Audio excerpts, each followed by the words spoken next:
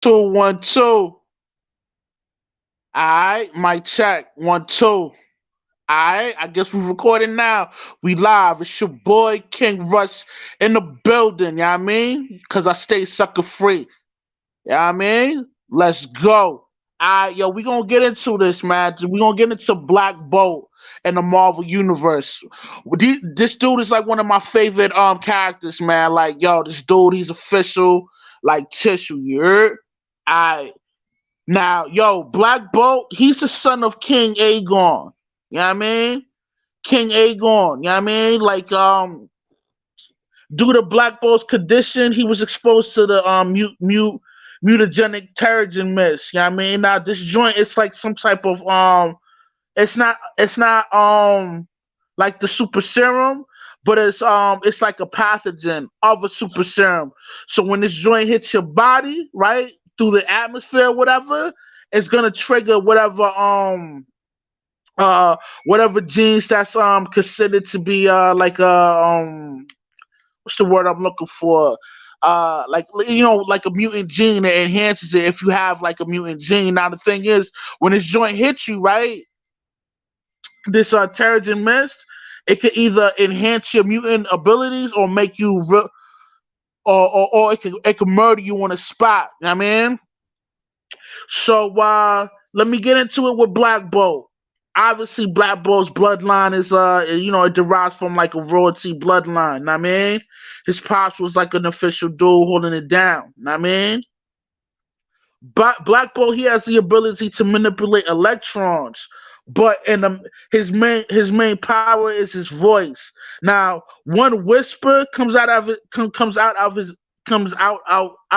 mouth can destroy your whole entire city. You know what I mean? I think that's pretty dope. You know what I mean? Which means his signature power would be his electrons harnessing ability is linked to his speech, centered to his brain. You know what I mean? Speaking triggers speaking triggers a massive like disturbance from of a like a highly shock wave that can destroy a whole entire city if it comes out of a whisper. If he screams, like he can destroy the whole planet that he's living in. Know what I mean? Now, Black Bolt is from the planet Adelon, Adelon or whatever, right? Black Bolt, you know what I mean? He got his whole kingdom that he got to worry about. Some people are normal inhumans, and some of the inhumans are very enhanced or whatever. You know what I mean? Which I think is pretty dope. He got like his own little city or whatever. It's like a city of mutants and stuff like that, like metahumans and all that. You know what I mean? Some are very highly uh advanced with their abilities, some are just normal inhumans, but the normal inhumans is still above average compared to a human. I mean, now Black Bolt and his team, right, of the Inhumans or whatever, they link up with the Fantastic Four. Yeah, I mean, Fantastic Four, they come through. They get ready to put in some work with Black Bolt. Because Black Bolt, because he is who he is, he has a lot of responsibility to hold it down for his I guess his little city, which is like a little small moon of a planet or whatever. But it's mobile. It's you know what I mean, it gets around. The reason why they have the city mobile or whatever, because it's designed for them to be hidden from humanity and other alien races or whatever, right? Now, Black Bolt Black Bolt links up with this alien race called no. Black Bolt. Okay, now the reason why the Fantastic Four links up with Black Bolt and helps him out to I guess like get it in or whatever is because um Black Bolt's brother, Maximus. Yo, this is funny how Maximus and Maximus Scorpion from the last time, but his name is Maximus. He's like a super genius or whatever. But he got his own team where as he's like trying to take over the kingdom. Um, like he has his own team where like it's like a war between his between Black Bolt and his brother Maximus. Now, like this is why the thumbnail says the king of the wars of kings or whatever, because they both, because that's his brother. His brother's is, you know, he his bloodline is royalty too, but um the people, well, not the people, but because of who is Black Bolt and the amount of training, because yo, okay, when Black Bolt was a youngin, because his voice is such a lethal weapon. Like they put him in like a soundproof room, like a soundproof room that protects, you know, the planet Adelon, and himself from his voice from destroying the whole entire planet or whatever. But while he was in that soundproof chamber or whatever, right, he was getting like some serious training to prevent him from you know, using his voice in his sleep, you know, because if he sleeps and he yells or he whispers, you know, he'll destroy a city or a whole entire planet. So it took a lot of training for him to training his self discipline for him to not to make that kind of mistake or whatever, you know. And because of that kind of power he has, man, you know, I guess his pops, yeah, I mean, lined him up for the throne or whatever, for him to be next to the throne if anything happens to him. You know what I mean, if he steps down, you know, because of the situation, right? Black Bolt, because of you know, Black Bolt becomes of royalty, and he's next up to bat for this. Black Bolt's brother links up with this alien race called the Kree, right? You know what I mean? The reason why he links up with this alien race is because, yo, he want to put in that pain to get his brother. He want to dethrone his own brother. You know what I mean? And this is why I say betrayal is such a serious thing. You know, it could be a traumatic experience for somebody that deals with betrayal. And yo, seeing Black Bolt dealing with this betrayal from his brother is real. Yeah, I mean, it's real serious. Like we all could relate to a situation like that in real life, you know. But to the subject matter, you know what I mean? Maximus goes crazy when his brother becomes of royalty, when he, you know, he has this full authority to, you know, all over towards the planet Adelon or whatever, right? But Kree, the thing with this alien race Kree, right? They the ones they the ones that started off this whole inhuman joint, like the Terrigen mist, which activates like the mutant gene within the Inhumans or whatever. They the ones that create that, like they the ones who first started off, you know what I mean?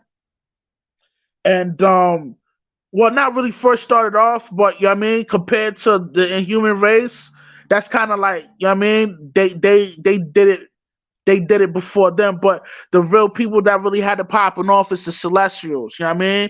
Now the Celestials, yo, salute to you, Sinister man. Yo, what's good with you, man? Much love, man. I like to see you in the building. You heard? That's dope. Um, yeah, like you know, like with the Kree or whatever, like they wasn't they did it, but the real people that's really responsible is the Celestials. Now, I don't know if you guys ever heard of the Eternals, but the people that created the Eternals, these are the ones that started off with the mutagen, the the Terrigen mist or whatever that activates the, like, I guess the metahuman abilities of the Inhumans or whatever, right? So push come to shove, right?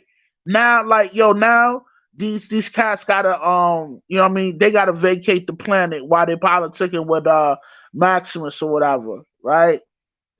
So Black Ball, he finds out about it, and he like, he kind of like uses his voice, like he speaks, because of he speaks, um it caused it caused to overextend his sonic powers and caused the vessel to crash, because these cats is in a ship. Yeah, What's you know up, what I mean? Rush? Yo, what up, Sinister Man? What's good with you, man?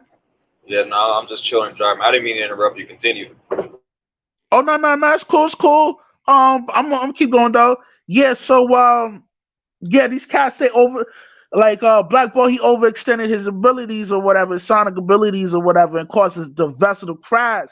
As the vessel crashes, it caused so many deaths with several members of the Council of Genetics. Now, the council, like, okay, now with the people from Adelon, man, like they do the ceremony or whatever, right, before they hit you with the charge and mess. You know what I mean?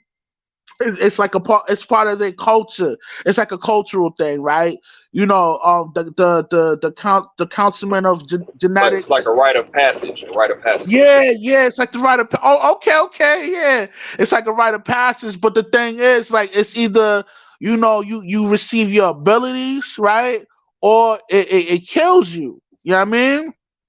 Yeah. But if you receive these your abilities through detergent mist, then, you know what I mean, then they line you up and give you some type of responsibilities. You know what I mean? It's kind of like,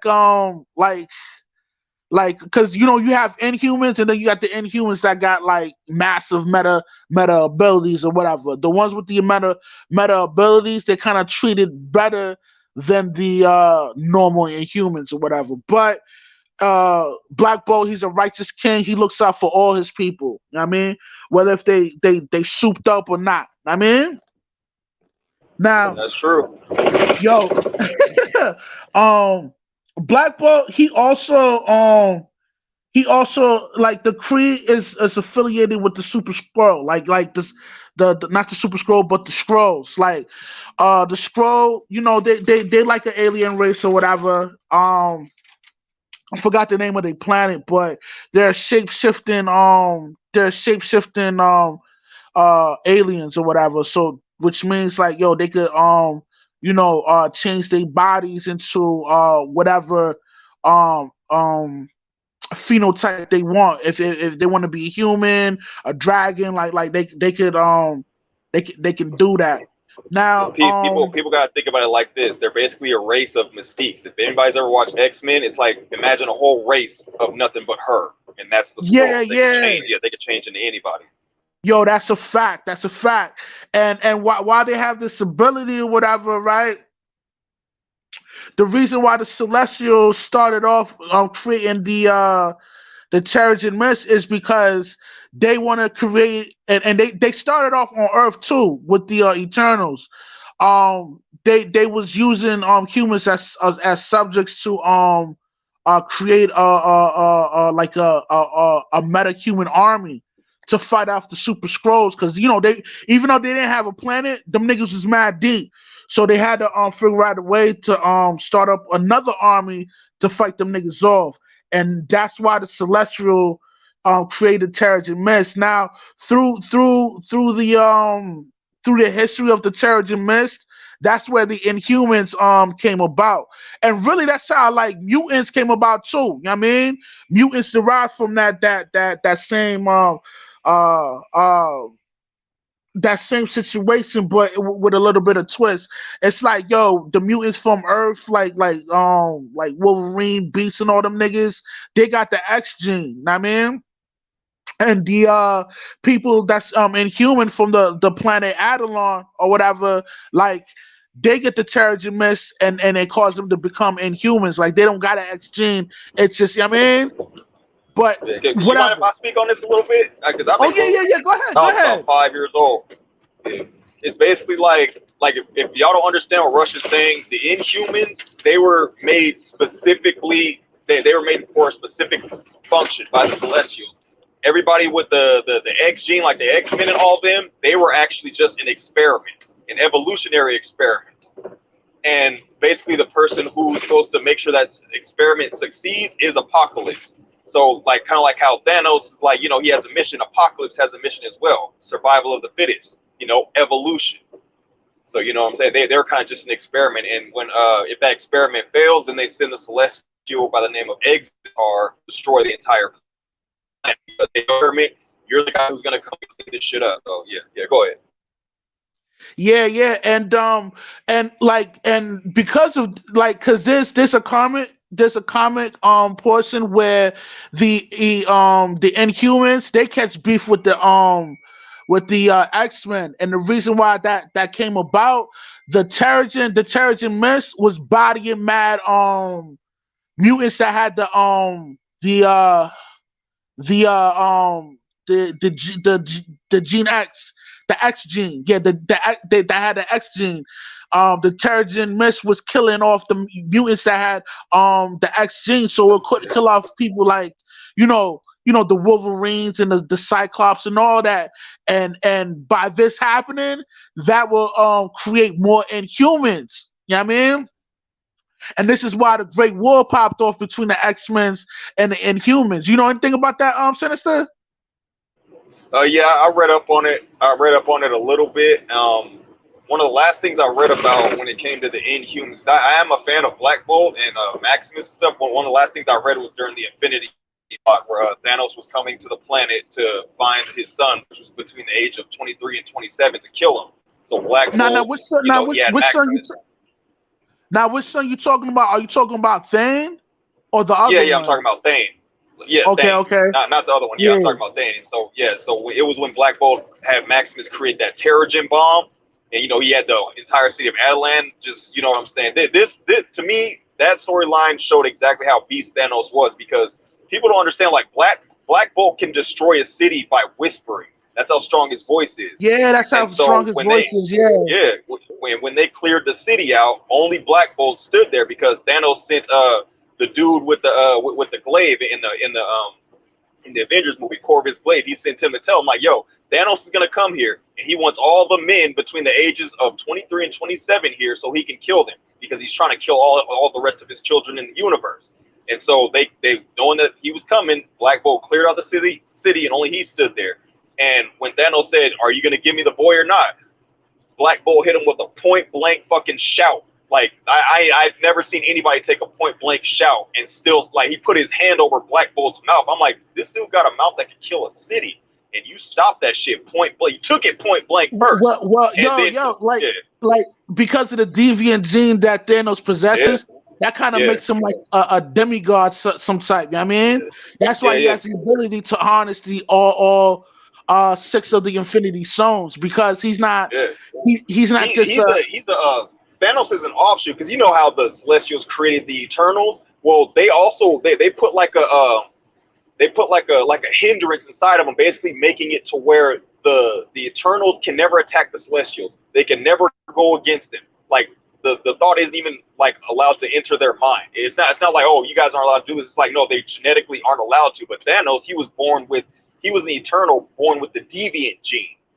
And so the deviants, the Eternals made them as food. Like their original purpose, like when you read back, their original purpose was basically food for the Celestials. And so they could go against them if they wanted. That's why Thanos, he has the power of an Eternal, but he can do whatever the fuck he wants, like a deviant. And so yeah, you're right. That's why he can harness the power of those, because he's an Eternal. Shit, he's basically a god. So that's why that shit didn't kill him. word, word. And it's funny that you brought up Thanos versus Black Bolt, cause yeah, man, like Thanos is like the only being that could survive like his sonic blast from out his voice, And I think that's Yeah, that's what makes Black Bolt one of my favorite Marvel characters other than Thanos, because he's considered one of the strongest beings from out the galaxy. You know what I mean? yeah. They had a storyline where it's basically showing, like, okay, here's how Thanos wins, and then he travels to the future and tries to kill a future version of himself. But they kind of show like small little panels of him going around killing the strongest people, and they show him, he has Black Bolt like chained up, and he uses Black Bolt to kill the Celestials. That's how strong Black Bolt is. Like, you just show, like, it shows like basically like a panel of like an entire moon or something like that, and then you can see the gigantic celestial standing there. Thanos is he has Black Bolt chained up like a dog, like by his knees, and he has a knife, and he's smiling. And so I'm guessing he either made him scream as loud as he possibly could by stabbing him someplace, or I guess all that power just inside of him, and all he did was stab him and release it. But yeah, Thanos uses him to kill the Celestials. Yeah. And yo, man, those of you who don't read comics and just go by the Marvel movies, man. I mean, you guys should really like uh look like read some of the comics, man, to see how this like the real storyline of some of these Marvel characters. Like for example, uh Thanos, right? Thanos, he had a like his thing is like he was motivated to link up with the goddess of death. That's why he was running around, killing mad people, like killing half of the population Yeah. inside the China universe because he wanted to impress the goddess of Think, death. But the goddess think of of it death as wasn't. him trying to give her flowers. It's kind of like that. But you know, she's Yeah, deaf, so it's like, yeah, he's trying to give her flowers. word. But the thing is, the goddess of death wasn't feeling Thanos like that. Like, yo, Thanos was looking like a real simp in this comic universe, man. You know what I mean? Yeah, Yo, that's why I'm kind of glad yeah, that exactly. No, that's they true. That's 100% facts. No, that's right. Yep. that's why I was kind of glad that they changed his the premise of the film of the Infinity War because like in the comics, man, that nigga was kind of looking like a sucker for the goddess of death, but he still was he was still an official foe to deal with because he's a powerful deviant, know what I mean? So he yo, that's what kind of makes me like Thanos too because his story, like the storyline from the comics, the reason why he became Thanos of who he is because an alien race bodied his whole entire family. That's why he created an extended family. What's the name? The The black the Black Order. Yeah, the the Black Black Order. Order, the Dark Order. That's why he came out. He started off with the Dark Order because his original family was bodied from an alien race, and that's why he kind of cold blooded the way he is because of that situation. When it Yeah. comes to dealing with trauma and disloyalty, man, like it affects an individual. It's kind of a traumatic thing, man. I mean, yo, what's your thoughts on that? What's your thoughts on that, Sinister, man? What you think about that? About him behaving the way he does in the comics and doing all the shit. I Yeah, mean, his backstory is pretty Yeah. dark. You know? What's up? His backstory is pretty dark. Yeah, it's definitely one of the most darkest. Like aside from Horde, the God Butchers, I would say yeah, Thanos is probably as dark as it gets because they even made a mini series. It's called Thanos Rising, where it shows him like from where he's very little to like a teenager, and like it showed like his first real slaughter, which was against like a bunch of it was against like a bunch of like gigantic iguanas basically that were feeding off of his classmates because they got trapped in like a tunnel. But yeah, that's the story for the day. As far as his backstory goes, it's like, yeah, when traumatic things happen to people. Okay, I read this once in one of those psychology magazines, and it's basically if you put anyone in a not anyone, not because nobody's ever going to have the exact same effect, but the majority of people, you put them in a prolonged stressful situation, they begin to lose empathy. That's why you see all these people who grew up in blood and crip neighborhoods, gangster neighborhoods, tough neighborhoods and shit. They were in such a prolonged state of stress for so long, they begin to lose empathy for other people. They begin to not feel for them. It's like, oh, okay, you got your ass whooped yesterday, motherfucker, but I got jumped 10 times. So shit, what you went through ain't shit. You know what I'm saying? They're not gonna have the same type of empathy. You know what I'm saying? A person who grows up with money is never gonna have the same level of empathy of somebody who grows up without money. You know what I'm saying? And so the way they made them in the comics, it was like, yo, they made some of the most fucked up shit happen to them. So when the most fucked up shit happens to anybody, they're gonna grow up to be one of the most fucked up people. You know what I'm saying? Just like how they say a lot of people who got molested as children, they grow up to do that same shit, rape and molest and shit. It's like, yeah, it's basically like you become a monster that harmed you, basically.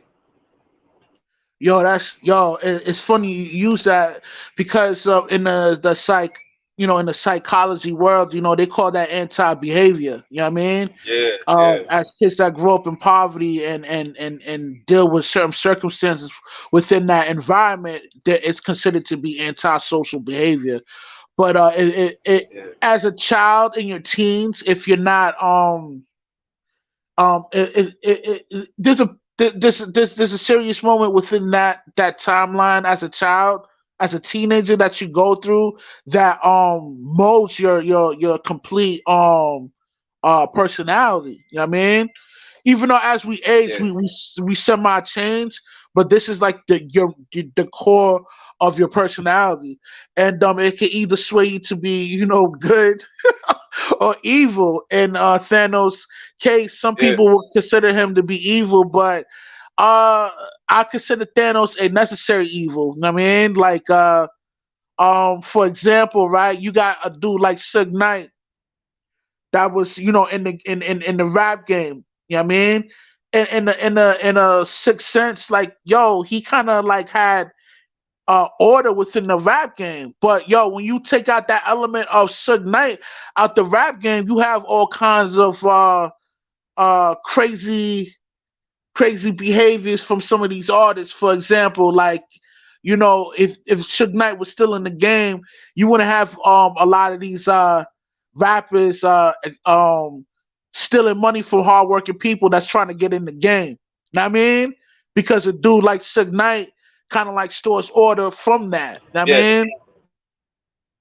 I know it's a weak example, but yeah, and No, no, I know exactly what you mean. Yeah, go ahead. yeah, and the reason why I'm speaking on betrayal and all that is because the real subject matter, other than Black Bolt, is about, which gender is more disloyal? Is it a male or female? And I kind of want to expound on that subject matter because obviously there's an issue um between the dynamic between the male and female. You know what I mean? Divorce rates is up to over 50%, I and mean, lesbians are the ones that divorce the most. what you mean? What you Like mean? lesbian couples. Yo, break that Oh down. yeah, yeah. Speak on that. Speak on that. Yeah, I mean, They're also the most violent couples. But yeah, I go ahead. guess My it bad. means that. Oh yeah, go ahead, Sinister.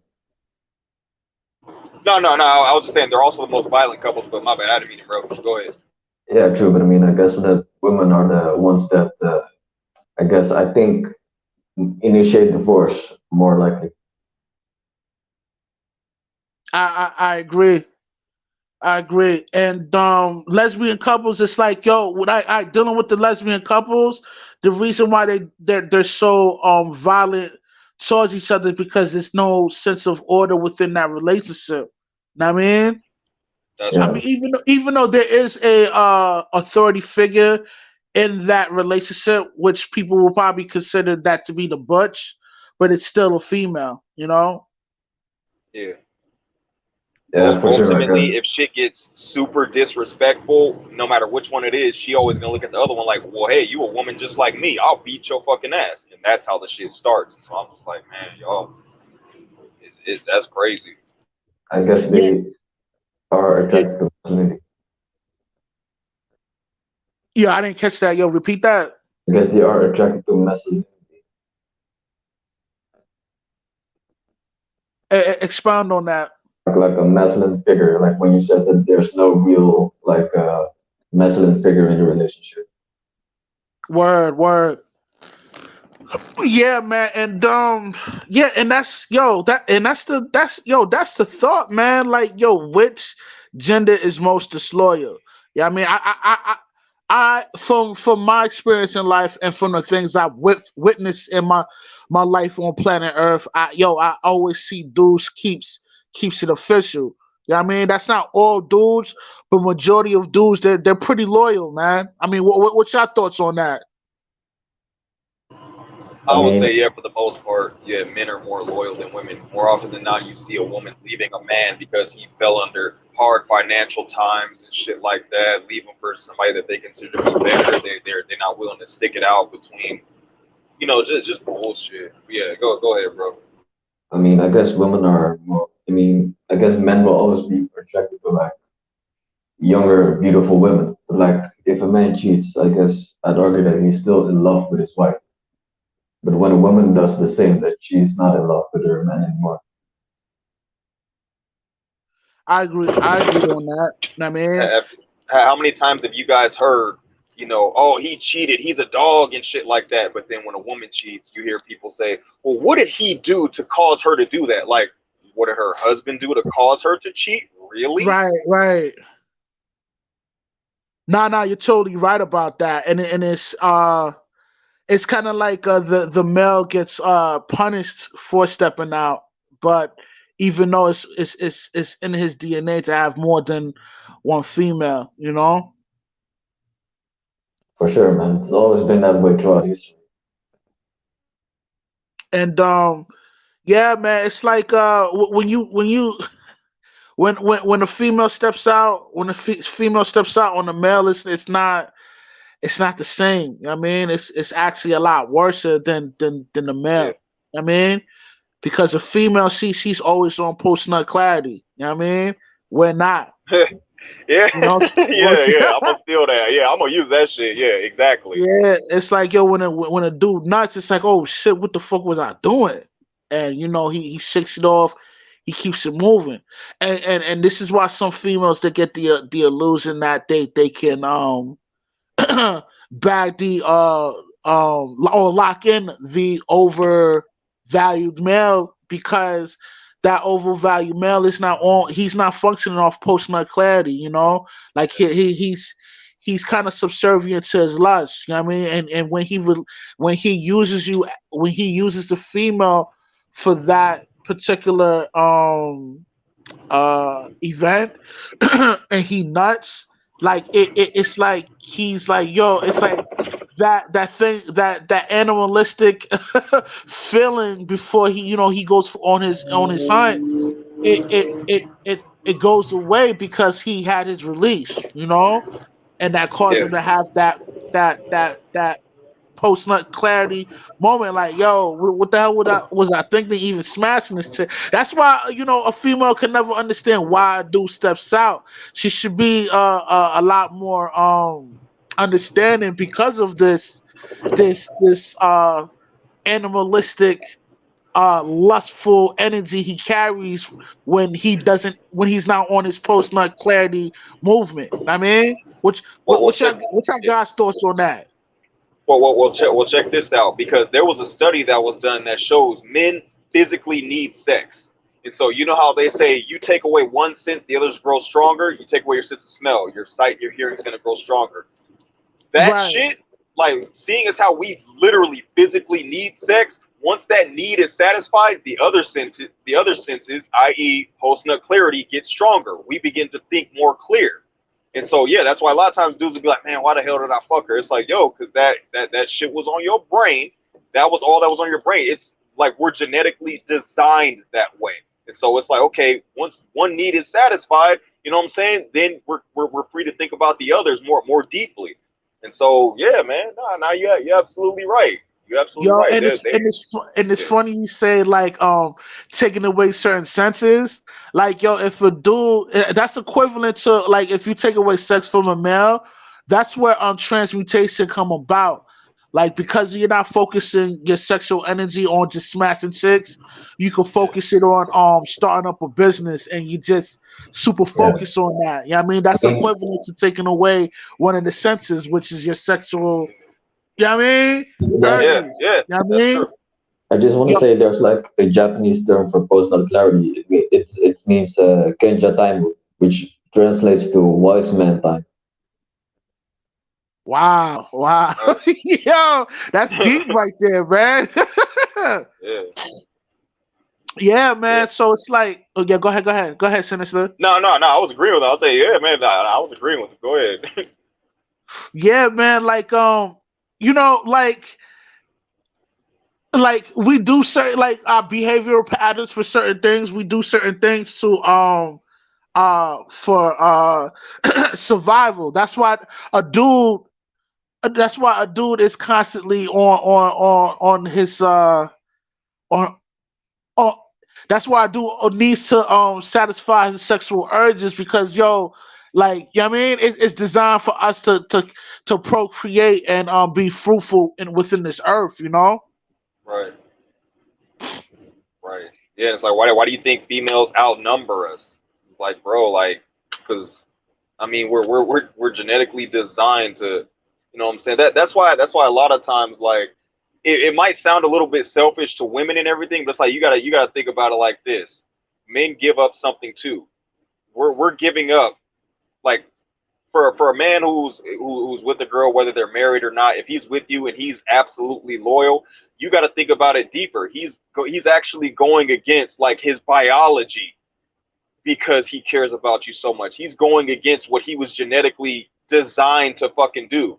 Be with multiple women. It sounds fucked up. I'm pretty sure it does, but this is the way it is. Like, this is how we were made. So for a man to be completely loyal like that, like, you got to give him a little more credit than what you're giving him. Oh, all men are dogs. It's like, okay, what about the ones that ain't?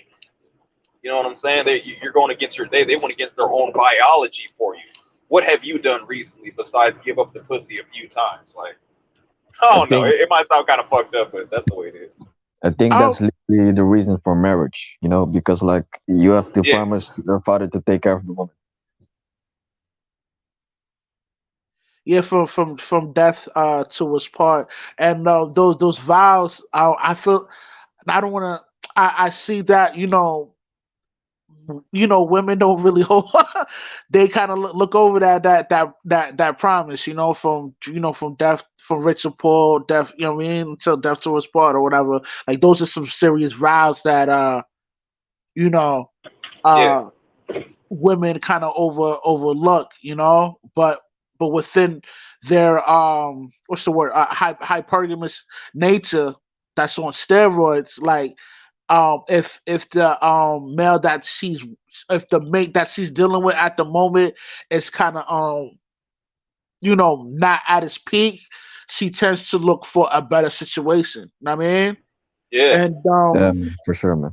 even though she's designed to look for the best of the best, I mean, at some point, where is your, what's the word I'm looking for, your not morals, but oh man, um, it'll be unethical to abandon somebody at their weakest moment. I mean, yeah. What is your nationality? Where are you from?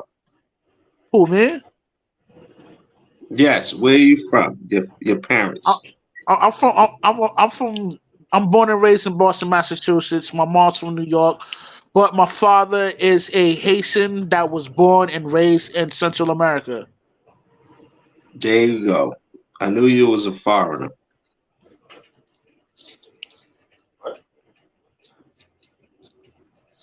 Why you say that? You sound like an anchor baby.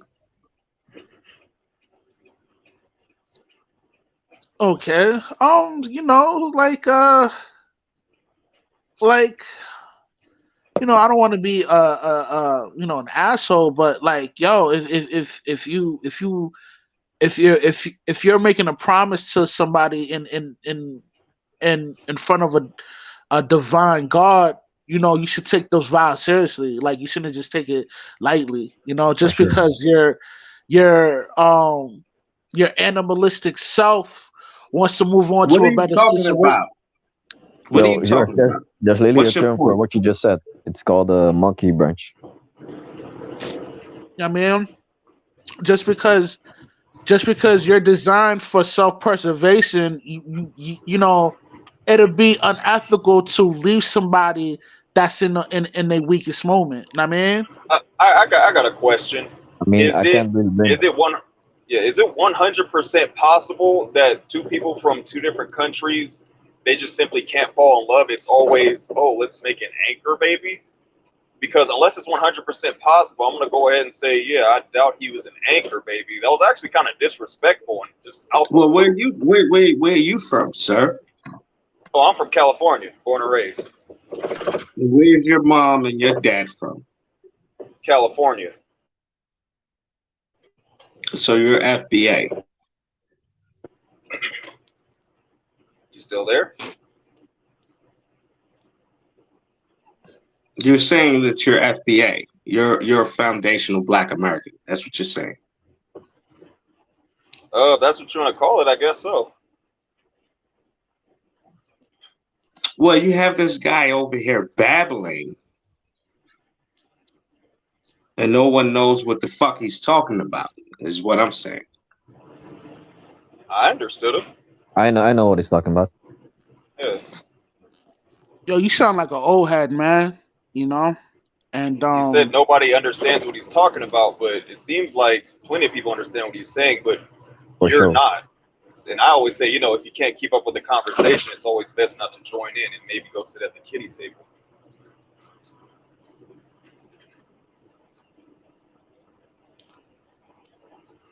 Or or that yeah. doesn't I make mean, Well, sense. I he just mean, it just sounds like babble to me at this point. I don't know what the fuck he's saying.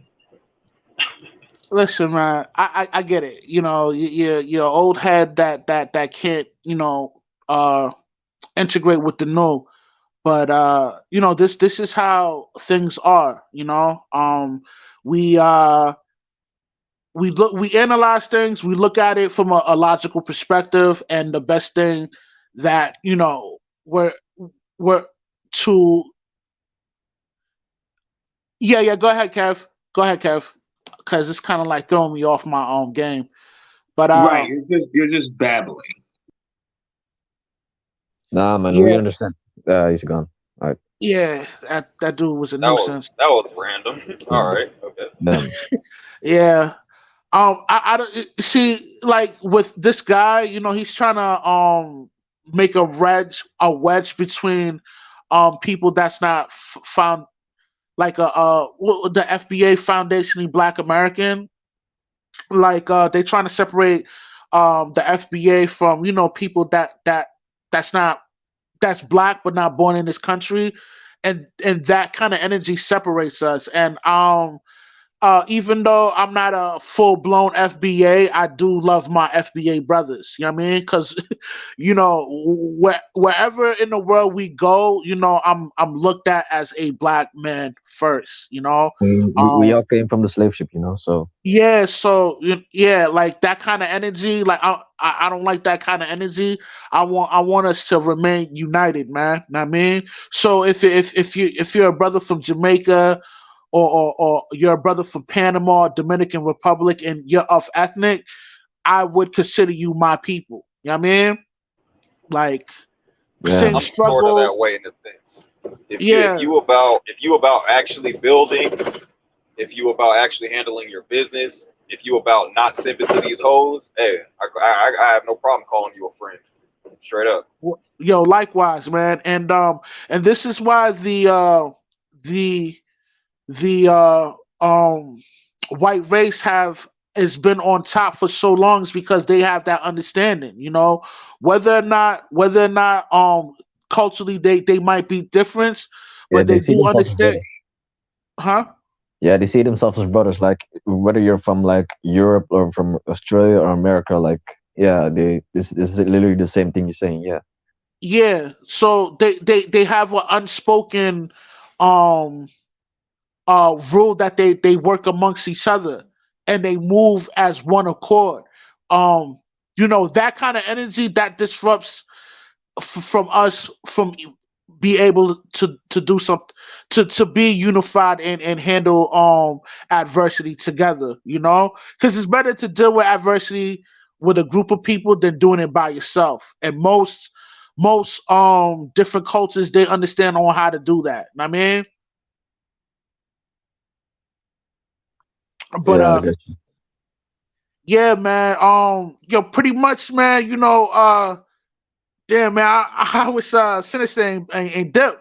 Yo, Sinister, you should come back. But yeah, man. Pretty much, yeah. Like the dynamics between the male and female, man. Like it's different now, because they most of us have divested from religious traditions. You know what I mean? And when you Yeah. take away like the religious traditions, like the ethical things that you learn, the fundamental of ethics, that derives from like religious cultures, or religion period. Like it you kind of extract that too. At the same time, when you take away religion from that demographic of male, and the relationship between the male and female. Know what I mean? I mean, I can't blame a woman for leaving a man for like another man with more money. Like they're literally biologically engineered to do so. I mean, you shouldn't hate them for it. Word, word, and it should be like the whole marriage and having kids. That's supposed to be like a divine situation, but because us as people, we pervert that. Know what I mean?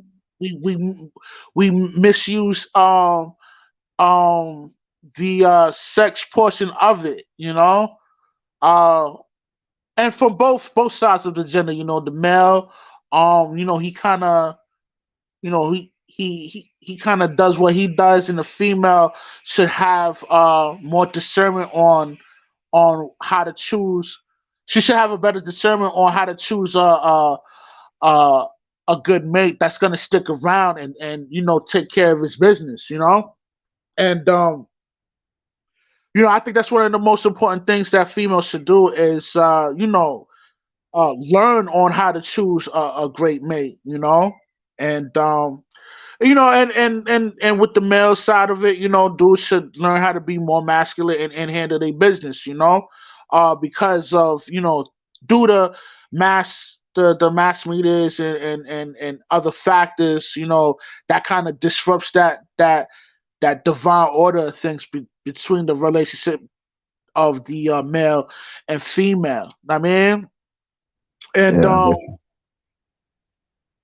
my thoughts on the male. A male's going to be loyal, man. Like if a dude's married to a female, she gets cancer. It's a 95% chance that he's not gonna step out. He's gonna handle the situation with that female. But if I it's mean, the other way around, you yeah, know, the but like female will definitely step out. Know what I I mean? guess on average, but like there's plenty of dudes that be leaving their wives for like younger, prettier women and stuff. Yeah, I mean that's just for self-preservation of the human race, because the female that's younger, she's more fertile, and she has a freshness, new energy around her that you're just magnetically attracted to. Know what I mean? It's just within our DNA to date something younger and more youthful. Um, It makes more sense. Um You know, yo, listen, man. I'm kind of disappointed that dude came into this conversation with that kind of energy. For all my peoples out there, you shouldn't hold that kind of energy, man. Be more uh peaceful and more loving towards your brethren. You know what I mean? Not um, hateful, and despite. That kind of energy, man. I despise it, because it keeps us it keeps us weak as a nation, having that kind of energy. People like that, I believe that they should be retracted from us, man. You know what I mean? And we should keep the ones that's willing to build, learn, and grow and teach. We should stick to that, instead of holding that kind of negative energy. Even though from other panels, when we're having our little civil discourse, we're not going to agree on everything, but as adults, we should be able to agree to disagree. And that's just a part of being a man. A man is not going to agree on everything what another man does. Yo, what up, Rise Girl? Salute to you. They need to give you. I think you already got a wrench, but yo, salute to you. Oh, this Rascal, one of the top commentators to deal with. You know, salute to Raz. Yo, what up, Doc? How Salute. you doing? I'm doing good. How are you? I'm doing good. You've been ghosting this YouTube streets. Perhaps. Perhaps. I be enjoying our little debates we be having amongst each other. You know. Mm, sometimes they're interesting. We were on yesterday, though. Yeah, yesterday. You Oh, missed. see, I didn't catch that. I didn't like. You know what? Yesterday I was working, but yo, it's good to see you. You know, you looking radiant. You know, as usual. Um, the Thank subject matter is really on which gender is loyal, and on top of that, the imprint of trauma that somebody goes to, the impact on how they deal with it. Like, as you as a doctor yourself, and she's an official doctor, y'all. You know what I mean? She's official. What are your thoughts on that? On expound on that. you.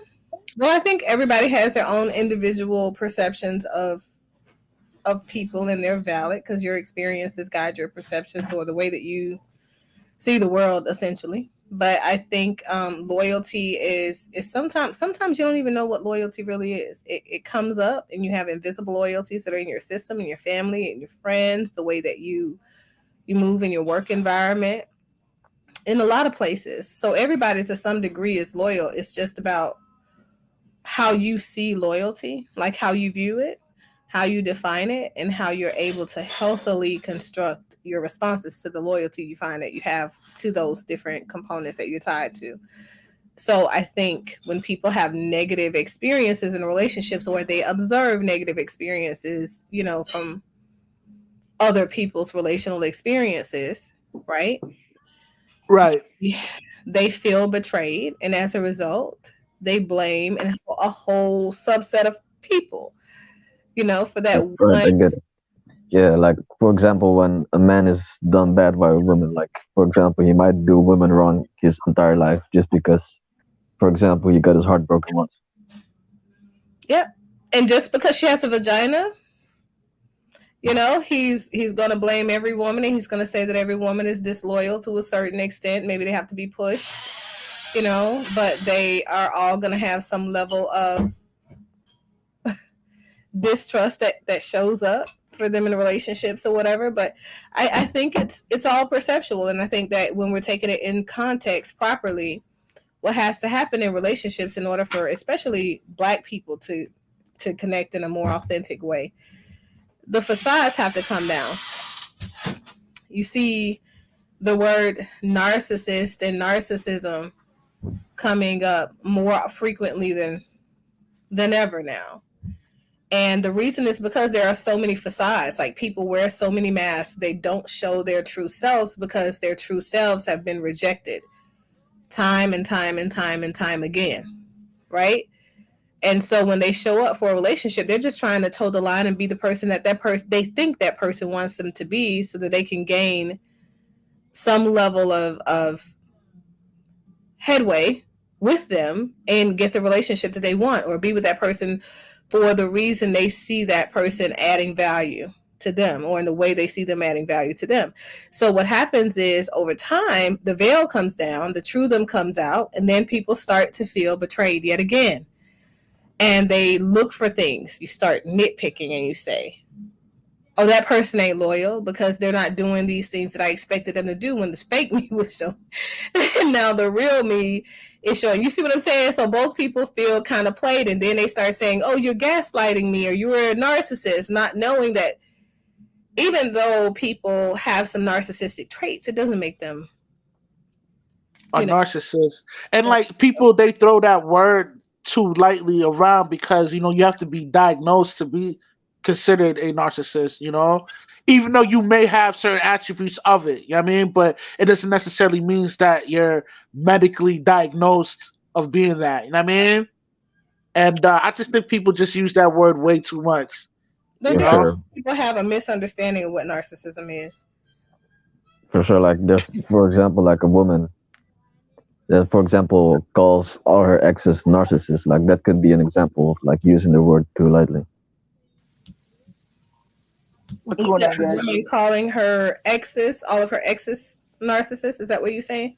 For sure, man. For example, Well, that's Yo, interesting. what up, Mike from Boston? Salute to you. Yeah, So Thanks I for salute, coming man. through. Go ahead, Doc. Yeah, no doubt, man. Yeah, no, I agree. People use that word too lightly. People need to understand that narcissism, and I'm sure the doctor will know this as well. That we're talking about a personality disorder. Someone with narcissistic personality disorder, you have to fit a certain number of criteria, and usually, especially with dealing with females, you're more likely to see borderline personality disorder, which is kind of um, I don't know, Doctor, would you agree that that's kind of like the female version of narcissism, or or is that not a good comparison? well, I think it's not necessarily all there is a certain presentation of borderline personality disorder that can be directed to the vast majority of females versus, you see males being diagnosed. It shows up different. So we have 9 criteria, and then out of the 9, you have to meet 5. And so what happens is it looks very different in its presentation across person to person to person. So a person who has narcissistic personality disorder or borderline personality disorder, they're going to share some similar symptoms. Symptom presentation of inflexibility around certain behaviors and certain responses and emotional regulation or lack thereof. That kind of stuff is very common across personality disorders in general. And so what happens is if you see anything, people label it as narcissism because they think that narcissists are people that are controlling. And they think that that's the diagnostic condition that meets that particular lens. But the reality is, no, OCPD is controlling. Many times when people are describing, relationships with narcissistic people, they're describing an OCPD person. And in order for you to be in a relationship with a narcissistic personality disordered person, what happens is you yourself have to be codependent. So you understand what I'm saying? So there Yeah, are there are innate natural attractions, and in order for these personality disorders to continue to persist, the pervasive pattern of behavior to continue when they are paired with people, the people they have to look a certain way, even if that relationship is dysfunctional, which it can be, and sometimes it can be very functional. People think that narcissists are, you know, asses for, lack thereof, right? A lot of folks like, oh, he's an asshole, he did this, and he lies a lot, and all of these things. And a ton of different disorders that fit that criteria. for sure, like right. there's even like a disorder for people who like lie a lot all the time for no reason. Yeah, We're pathological liars. yeah. That's pathological. So they say pathological liars are more sociopathic. Antisocial personality disorder is the disorder for that. But so even if a person is more sociopathic in their antisocial personality disorder, they still have to, like I said, meet the 5 criteria in that particular diagnostic lens.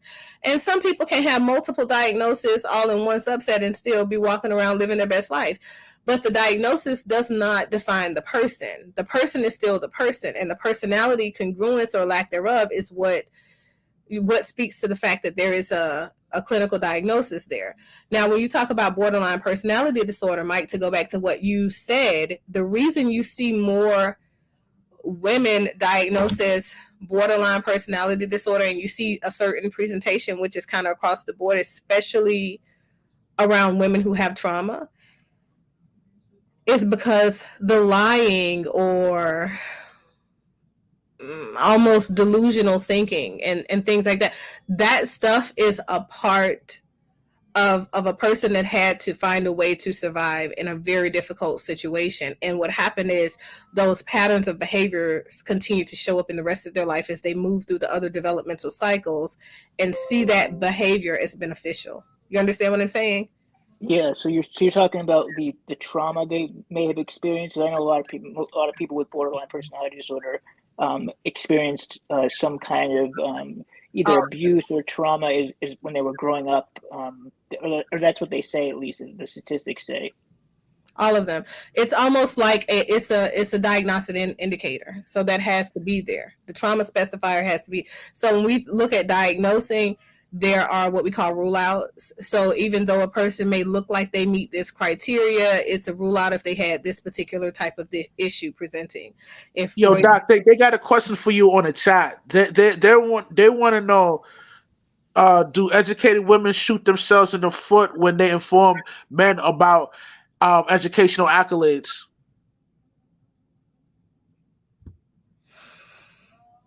I don't know.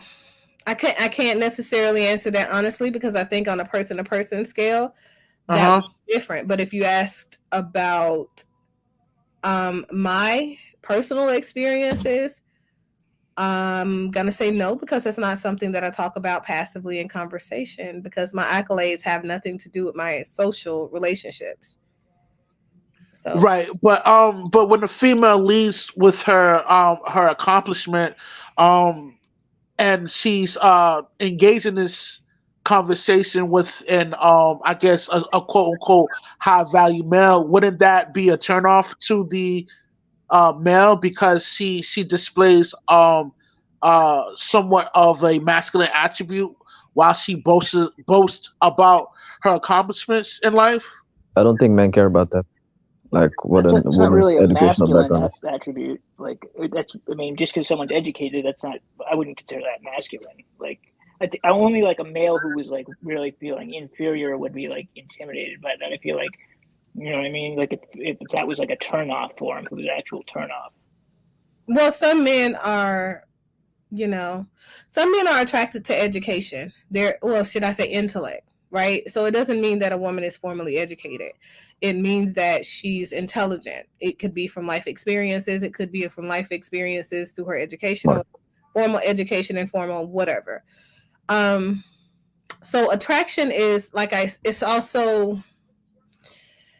it's a person to person thing. Different people have different things that do it for them, right? But to go to answering that, Rush, I think what happens is if a woman is on a date, I just think that this generation of people there is something about healthy social skills that was left out of the conditioning component. And what happens is they think that that's the leading thing. They think that that's what they bring to the table. They think that that's what they, evaluate themselves around. That's the one thing they see as their value. And when you talk about high value men, what's a high value man to one woman is very different to another woman. Oftentimes I see in these discussions, especially when I see people talking about the stuff on Kevin Samuel's page, it's around a man that makes a certain dollar amount. But your dollar amount doesn't equate to your value. Now, does it? Because family of origin, the way that you view life, hopefully the pragmatics around connecting and things like that, I think those are important factors to consider, because the person is who you're marrying, not their money. The person who you're marrying, not their money. Someone from the chat, they want to know, they want you to tell us about your educational background. I mean, I know how wonderful and intelligent you are, but let the people in the chat know how great you are. Okay, so I went to med school when I was like, 18, 19. And I graduated high school, of course, at 14. But I came to the United States, went to med school, joined the military. They paid for the rest of it. So I was able to kind of pocket my scholarship money. I transitioned after 23 years of serving in the military and retiring as a colonel. And I went into psychotherapy really while I was on terminal leave. And I figured out that I didn't want to run a medical practice in the United States because of pharmaceuticals and things that I won't mention. But so there's that part. And I transitioned over to psychotherapist. And I've been doing this for somewhere around, 16 years or so now? I don't know. But since then, it's been different. So yes, I did go all the way from the bottom to bottom to the top to re-educate myself to align myself with what it looked like to be a psychotherapist and to be on the psychological things side of medicine instead of being on the more biological, physiological, side of things. And yeah, outside of that, I have a lot of formal and informal education around insurance and billing and things that help me run my practice and keep things afloat. So I like to be in the know. So They also want to know, are you in the D9? no, I don't know what that is. No, I don't know. Mm-mm. Um, do you want to expound on that, sir? What exactly is the D9? How do I see comments? Oh, you got to click on comments, and there's one for the personal side, and then there's one for the I guess the one with the people that's actually in the chat. Huh. Okay, I see And now. Okay, you yeah, got it. yeah, Black Greeks. We didn't call that back then when I pledged. Good Jesus, you guys have something. We didn't even have 9 back then. But okay, yes. I am Alpha Kappa Alpha girl, and it's a long time ago. But so good grief, is there something about the millennial, the transition? Right, right. You got to stay up on this stuff. Good God. Okay, so Salute to you, Eve. Thank you for coming to the chat. Hopefully you're enjoying this live. You know what I mean? But yeah, Doc. Come on, let them know. Oh, they also want to know what chapter. I'm not too sure. I guess this is all college slang talk. so now I am actually a part of a chapter here in Georgia in what is that, South Atlanta 32. But I'm fairly new and kind of feeling my way around their organization and just make my donations and things like that. But since COVID, I haven't really been hands on because I've been doing a lot of other things. But they're my official chapter right now. As far as my money, this is where my money goes. This is where my donation goes. Also in my time. Another person wants to know. He calls you a cutie pie and wants to know, are you married?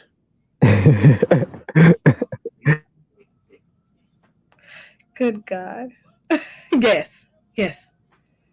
Yeah, Yeah. she's taking y'all. Very married. Very married. Salute to you too, Ivan. Thank you. Welcome to the chat. It's always a pleasure to see you. But So, when I think about loyalty, what do you guys think? Like, help me understand for you I what you It's real simple, Doc. I Stop think men sleeping with are a women. lot more loyal than women when it comes to certain um life events that come to place For when sure. they make this when they're when they get married or in a marriage. I guess on average, yeah, on average, yeah. But there's plenty of men who just leave women for the next better thing, you know. Hmm. That's Yeah, interesting. that's my thoughts on that. I mean, obviously, you're gonna give me some pushback, which I enjoy having these civil discourses with you.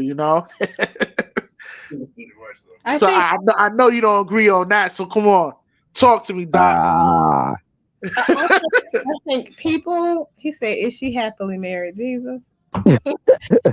So I think people, right? I think people learn concepts of loyalty that are both healthy and unhealthy from their family of origin. And what happens is, um, sometimes we are loyal to outside components, right? You think about social comparison theory and what that teaches us about human interaction, especially now with the in the age of social media. Sometimes you're so loyal to external components and you forget about your primary systems and keeping them healthy, and that's not loyalty. Well, what do you mean? What do you mean that's not loyalty? If What is somebody loyalty to you? choo- chooses to stick around when somebody is not at their strongest moment within their weakness, when they're in their weakness moment, and that person is loyal by default, how is that a bad thing? So you see loyalty as a person showing up to a relationship. Is What that do you think loyalty is, what you're saying? Dr. Jefferson? Well, first I'm trying to get an understanding of what you guys think.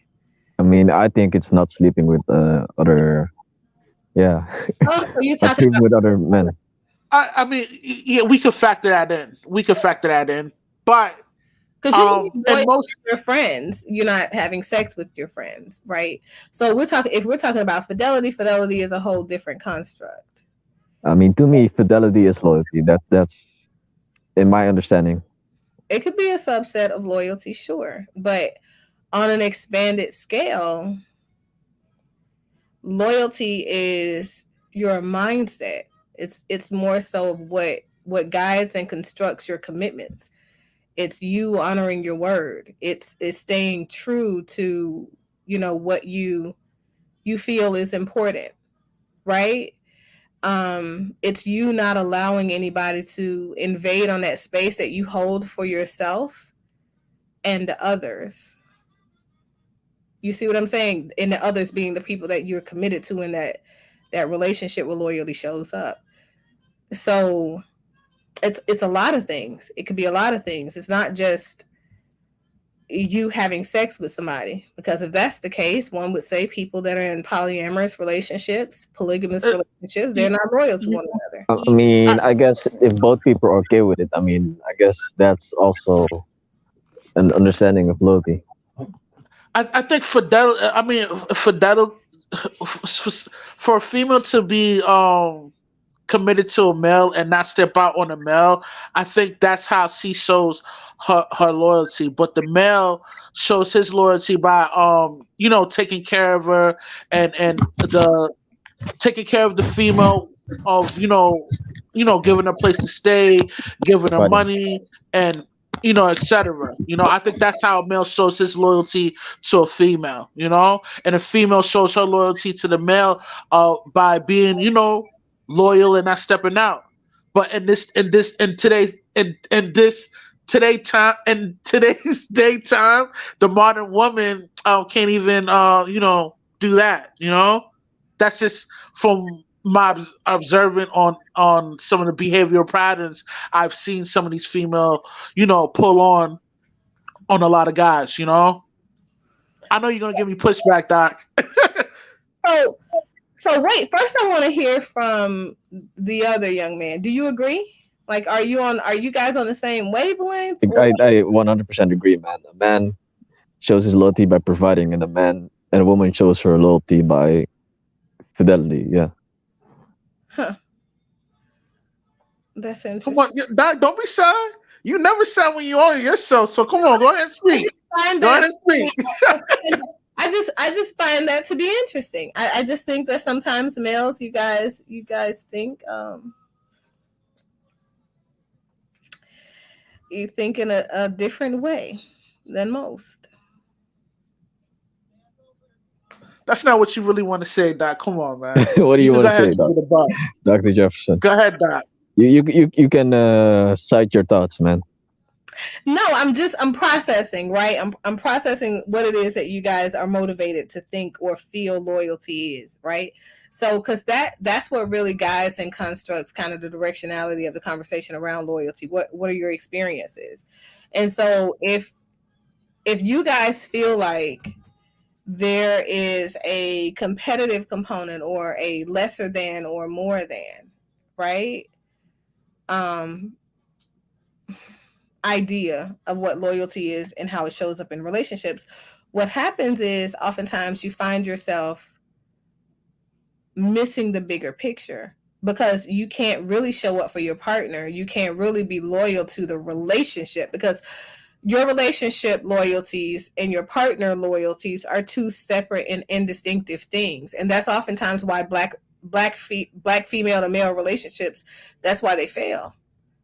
because you're more focused on the competition between your partner than you are the dedication to your relationship. Your loyalty should be to your relationship, what you're building.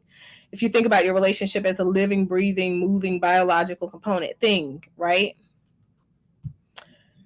You will find that there is a wealth of health in you being able to do the work that's necessary in your relationship and just keeping yourself congruent and healthy and showing up as authentic with your partner and vulnerable, because vulnerability pulls you into a higher level of connectivity and true intimacy with your partner, so you understand where their shortcomings are, and you understand that you have shortcomings as well, and you understand how interdependent the both of you are when it comes to what makes your relationship healthy. Do you So understand you what I'm saying? so you're saying that understanding one's shortcomings is staying loyal to the relationship.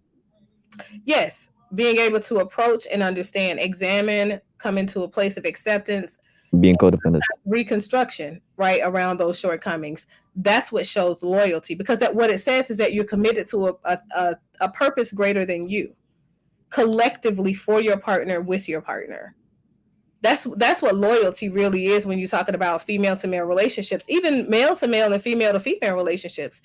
That's what makes people healthy. But when you have a competitive nature, you show up in a competitive way. And when people are competing, they cannot be partners. You can't. You can't. Yeah, not that's true, and that's a lot of times when a female is in a relationship with a male and she's constantly competing towards her male counterpart, it disrupts that uh peaceful relationship they have amongst each other, you know, because it's in a chaotic state, because he's constantly testing the waters, well, not touching the waters, but constantly challenging the male on his masculinity. I mean, Hmm. So basically, that men should stay in their lane and women should stay in their lane, like to keep a masculine and a female role. So is it about a male and a female role, or is it about respective roles of function? So the functional role, like coming to work, and you're responsible for this job and I'm responsible for that job. Because essentially the roles in a relationship don't change when we have same sex relationships. Neither role is masculine or feminine. no, you sometimes there is a butch and within a relationship, and For sure. the butch is a synthetic version of that male authority. It's the But same in because male because male. You said yeah, what? repeat that. I didn't even catch that. The same in the male and male relationship. There's like a man that picks the feminine side of the relationship. You said, is there a part of the man that fits the feminine I side? mean, like What in a he's relationship of two men, there's like a man that picks like the feminine role in the relationship, like to be the so-called woman, for example. Hmm. What do you think? yeah, well, what he means is there's a guy there's a guy that's going to play the more feminine role when they're in a relationship. Same thing with the female and female. Like one has a synthetic version of a male authority, and the other one is more feminine. Now, uh, What makes throughout my experience dealing with women, the female that takes on the quote unquote feminine role is a lot more ruthless than the female that's the butch. Really, the butch is the more um they more likely have the ability to be empathetic towards another person's bad situation, because it's taking up the role of the male attribute. Because most males, that's what they're designed to do, is to provide and protect. What are your thoughts on that, Doc? so empathy? So you're saying that men have a natural and innate propensity to like empathy? Is that what you're saying? No. Males that has authority don't lack empathy, but they have somewhat of a good portion of empathy because they are the ones that's responsible for everything. So therefore, they might logically look at a situation and have some empathy towards someone's bad situation because they're the ones that's dealing with the harsh realities of life, so therefore they have the ability to empathize with somebody that's going through it. You know what I mean?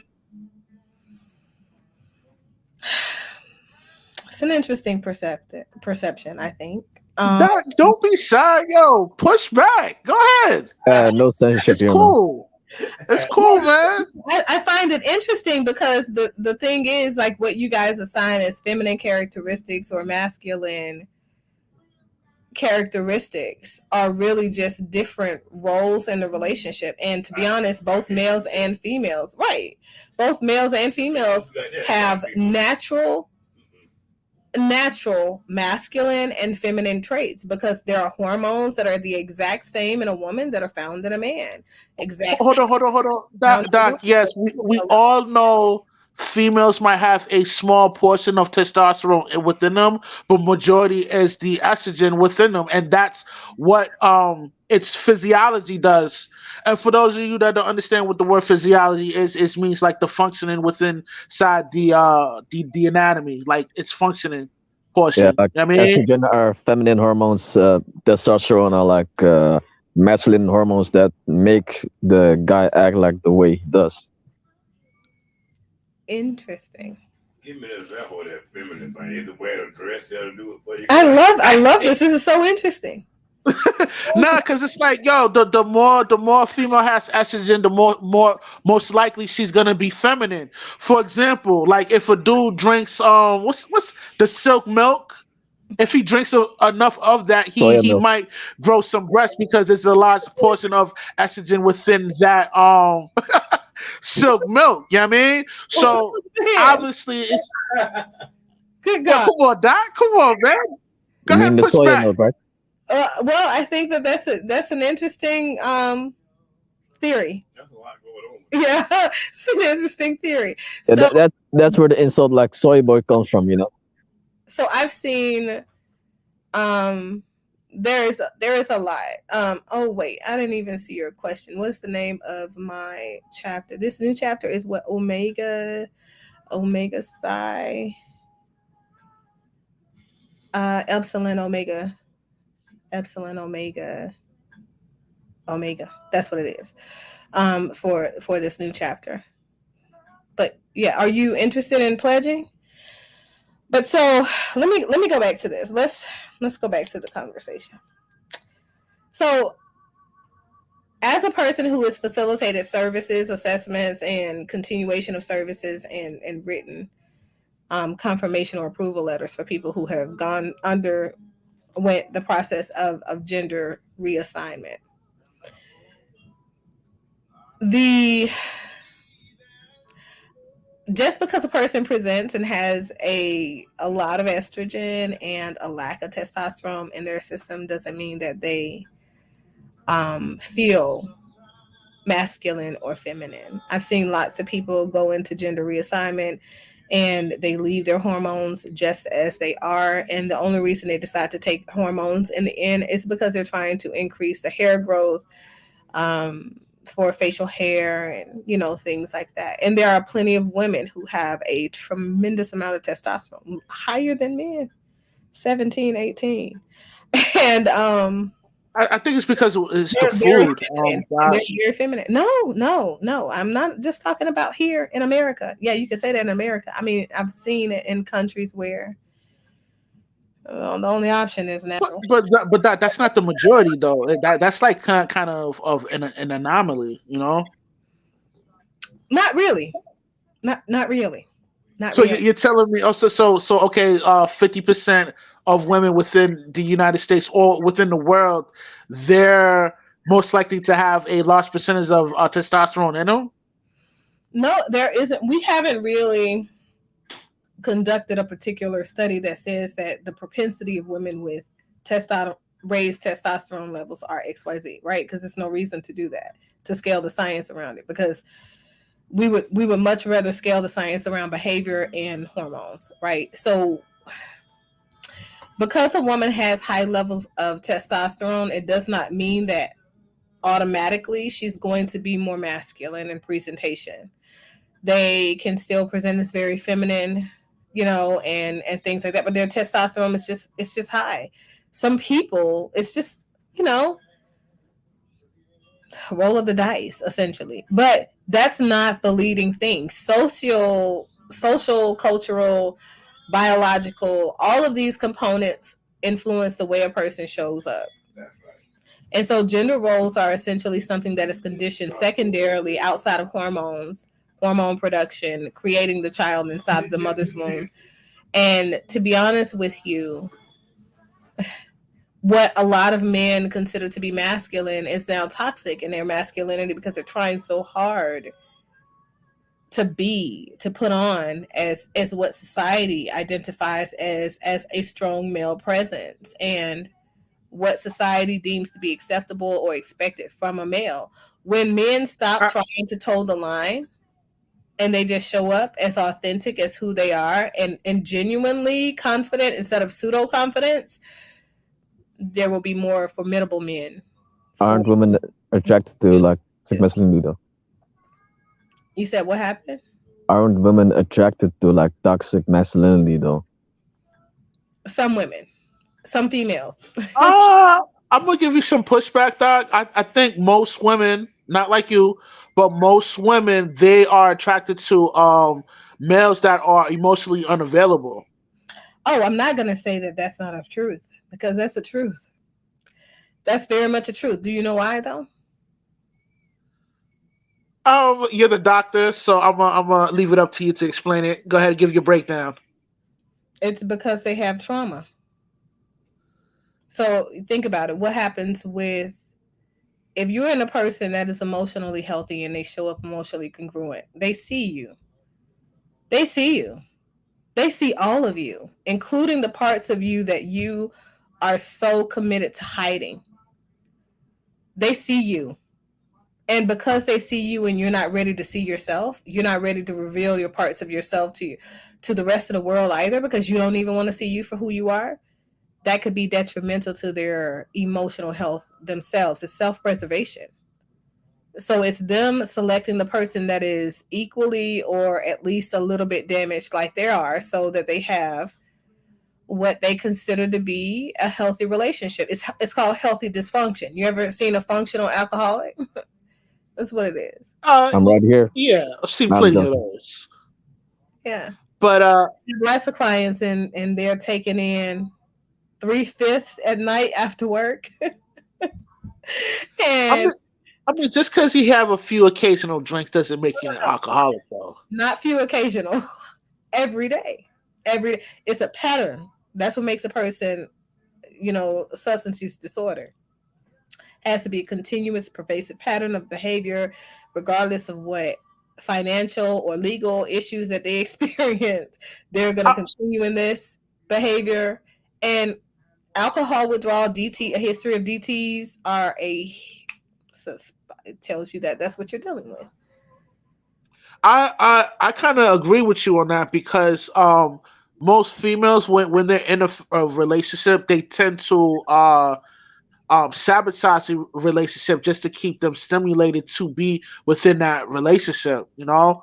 Um, there's this the shit test and other factors you could factor in to For sure. have this sort of functional dysfunctional relationship between the male and female. And I mean, what you're saying does make sense because I've seen it, plenty of time. You know, Yeah, but that's what creates the woman. That's why I said it's not a non-truth, because essentially it's kind of what happens. Like, women are attracted to those guys who present very toxic in their masculinity because they got their stuff too. I forgot to submit this note. I mean, but like when we say attracted to, like it really turns them on. It gets them, it gets their it gets the gears going, Yes. downstairs, Yeah, and yeah. But that's the thing. So the characteristics that you look for in a partner are always going to be things that turn you on, one way or the other. I mean, and sexually, it's going to have you aroused. It's going to have you intrigued intellectually, draw you in on the physical and the mental and emotional level. However, it doesn't mean that that's healthy. And then just do you define think that could be conducive. now?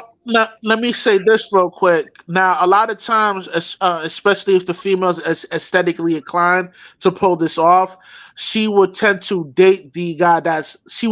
sleep with the guy that's emotionally unavailable, and lock down the guy that she's not really attracted to, but she's attracted to. She deals with that male that's able to financially take care of her, and a lot of time that's why a lot of stepping out within marriages happen because the female does this. I mean, what are your Alpha thoughts fucks on beta that? bucks. Yeah, there's a term for that. It's called alpha fucks beta bucks. Yeah, I didn't want to say it like that, but yeah, pretty much. So translate. What did you say? I didn't hear his last comment. Let me just say it like this: there's women who see a man just for pleasure, and there's women who see a man who who is a good like partner for them A good provider. for sure. What makes a man sexually? I mean, the bad boy, right? What makes a man how do I say sexually pleasing or a good sex partner? What do you think makes a man a good sex partner for a woman? You're man. So I'm gonna go off camera. I'm gonna eat my spaghetti. Yo, Rush, you want to explain what the bad boy is? Pretty much the guy that disrespects her, um, able to uh, I don't want to say discipline her, but able to guide this female in a way for his own well being, and also aesthetically pleasing to the female. Usually the bad guys is 6'1", muscular, six pack, and very rude and disrespectful, and always emotionally unavailable. Interesting. Hmm. Well, what do you think makes him good in bed though? Obviously, his stroke game. He gotta have that A1 stroke game. Yeah, Why would he have that A1 stroke game? Let's go a little bit deeper. because yeah. Hold on, Doc. Yo, I feel like you interrogating me right now, man. Somebody jump in, man. Yo, Labuto, man, talk to her. Come on, man. Hey guys, I just came in. What's going on? With the title, man. I beg your pardon? The title of the video, right? We're discussing that. The gender war. Okay, hold on for a second. What is the title? What's the title, Rush? Which gender is more disloyal? But what Doc wants to expound on is what gets the female Oh pretty well, much well, I mean, wet. You know what I mean? well, yeah. I Well, mean, what gets the gears going downstairs? You're yeah. Well, we already know which gender is the most disloyal. It's not even it's a thing of biology. Women are hypergamous by nature, and this For goes. sure. Yeah, and so any woman would women are weak physically and both mentally, and with that being said, they want the man that's going to provide the best creature comfort. I'll give you an immediate example. Women did not care if their husbands were Nazi officers 70 or 80 years ago in Nazi Germany. For all they know, that their husbands were providing a lifestyle for them, and they could have given a damn less what their duties or orders were by their commanding officers. Amen. So the thing of the matter is that women will follow the men that will provide a certain service or creature comfort for them. So even if you go back to ancient times, I would only assume that when our ancestors were primitive hunters and gatherers in ancient Africa tens of thousands of years ago, that the black woman would follow the men who had the most, who could farm the best or who had the best resources. Resources. And also, you go into Europe in the same way. I mean, it's all over. So, women are not gonna be out in the cold with a man. Generally, they won't. I mean, you find some anomalies, but generally, a woman's not gonna want to be out in the cold. And let me ask you a question: how many homeless men do you see? I mean, how many homeless women do you actually see compared to homeless men? Well, that's because a woman could literally just sleep her way inside somebody's house, where men generally can't do stuff like that. And that's how it's supposed to be. Actually, women are not supposed to be stronger than men. And hypergamy existed thousands of years ago, I believe, and I think it will always exist to a degree. I bet if an alien race from outer space came in and had better resources than what we have right now, I bet most human women would. I mean, if the aliens looked, like humanoids, I'm pretty sure the women would go with those men. So, I mean, it's only natural. But yeah, women are not loyal like men. A man, like you said earlier, because I was in and out, a woman will pretty much leave a man if he lost his job, lost his money, etc. Whereas a woman could be dirt poor, working at Church's Chicken. A man will wife her up, as long as she's beautiful. I mean, men are hypergamous too. We are naturally inclined to be with pretty women. But yeah, yeah. But see, the thing is, I don't want to say disloyal as in like a grimy type thing. It's just it's a natural reason why women are disloyal. Yeah. Go ahead, I guys. mean, in the Book of Enoch, it describes the exact same things. It's like Oh, in the Book of Enoch, it describes like women like going with fallen angels and giving birth to giants, for example. okay.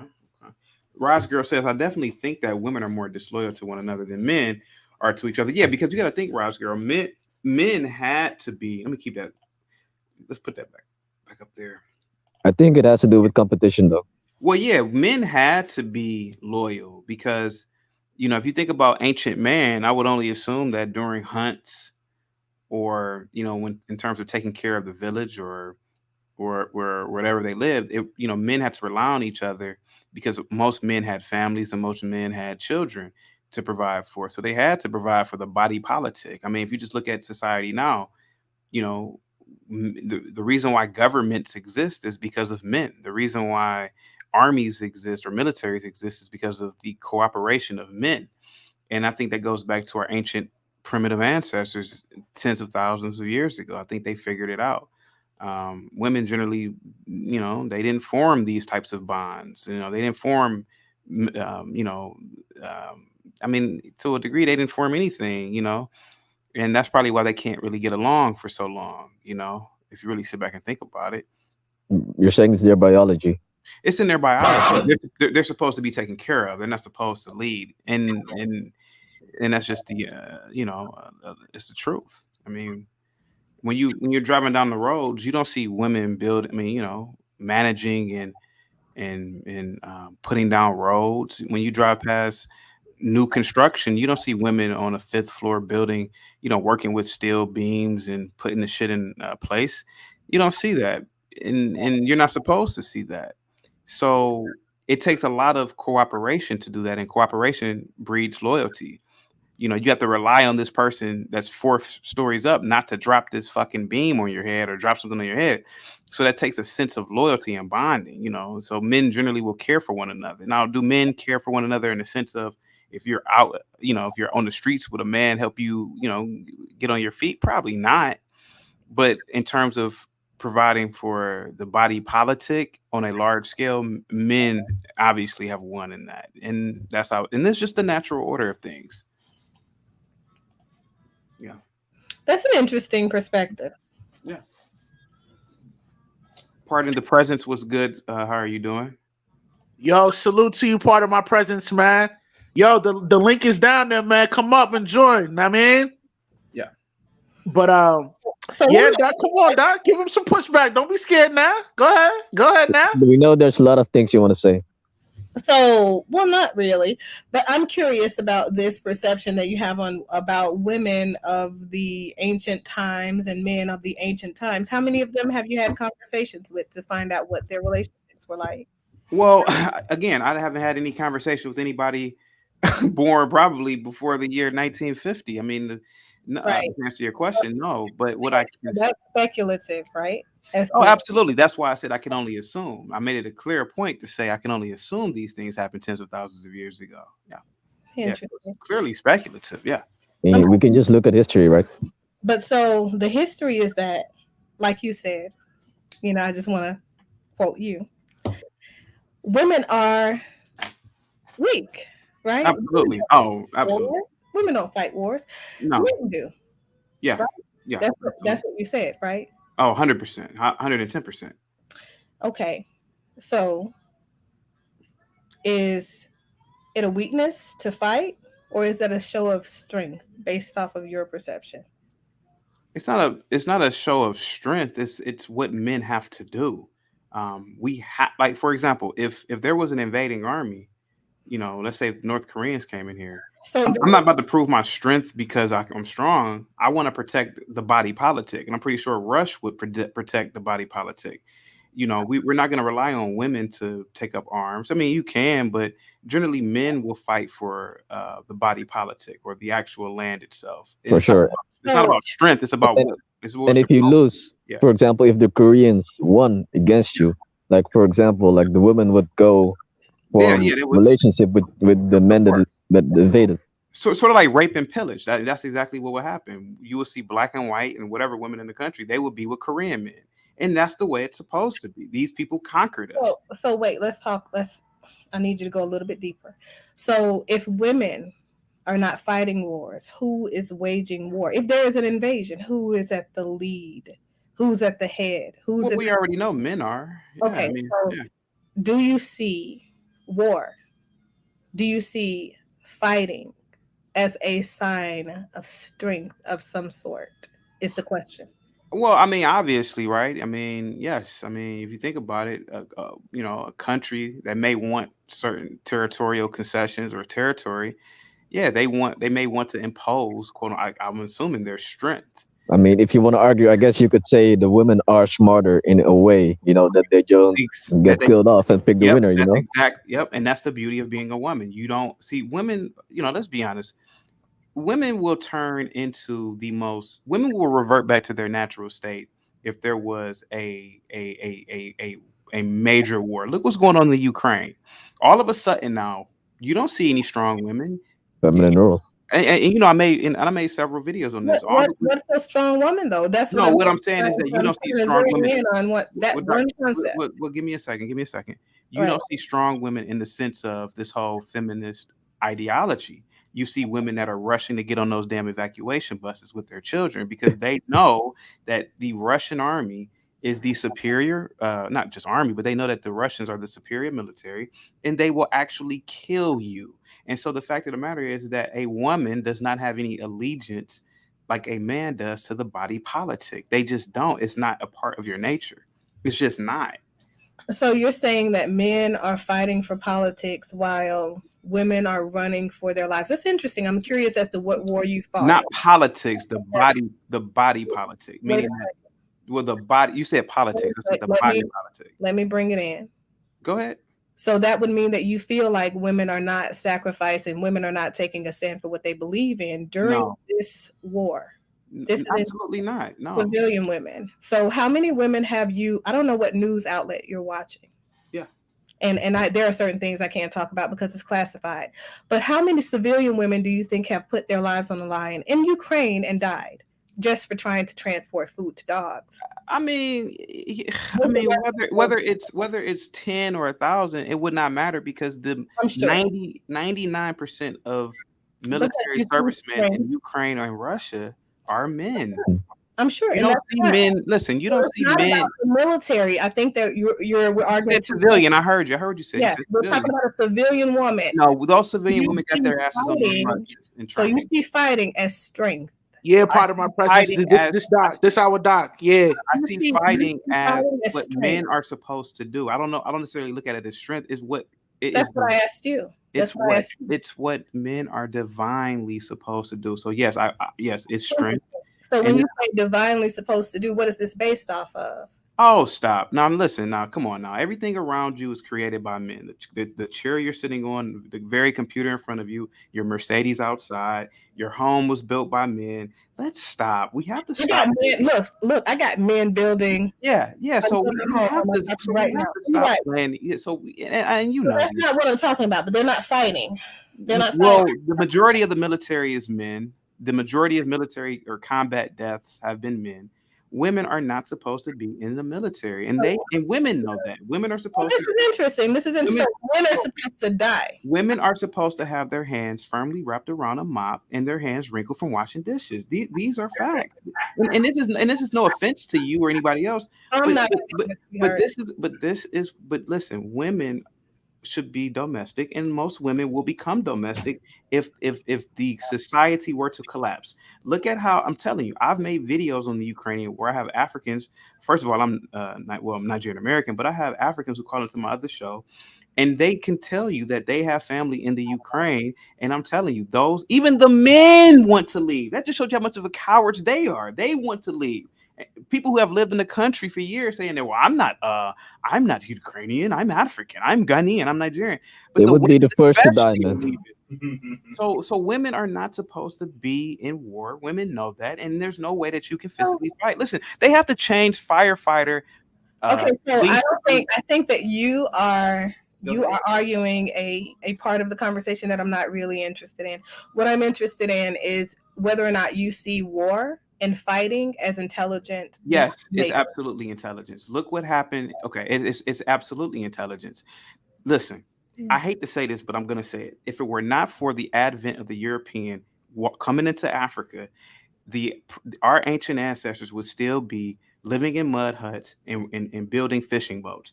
Our ancestors were Wow. primitive. It took That's it an took interesting. That's it not really. took it took an invading military, an invading force to kick out that primitive nonsense and made us a stronger racial group.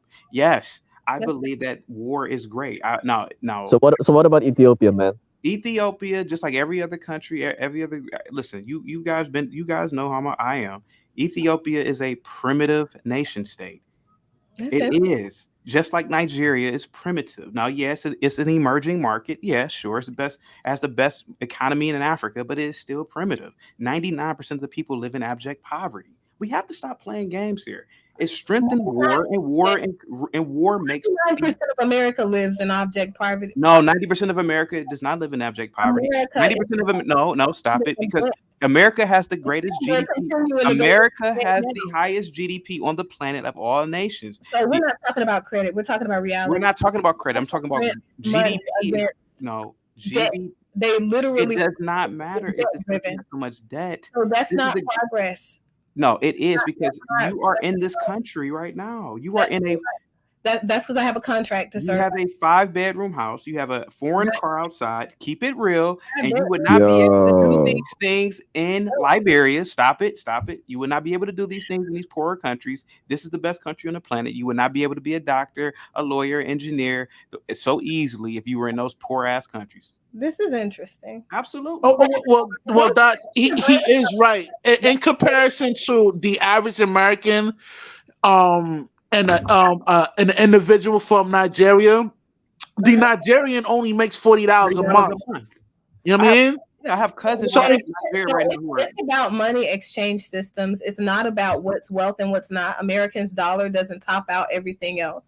It just does on the market where trade is taking place between those different markets. But when you're there and you're spending that money, it spends the same. So cost of living is based off of wealth of nations. Wealth of nations in America is actually nothing because America lives off of credit. That's a reality construct. I'm not sure what fantasy or delusion that you're living in, but that's interesting to me. Keep that, hold that as your truth.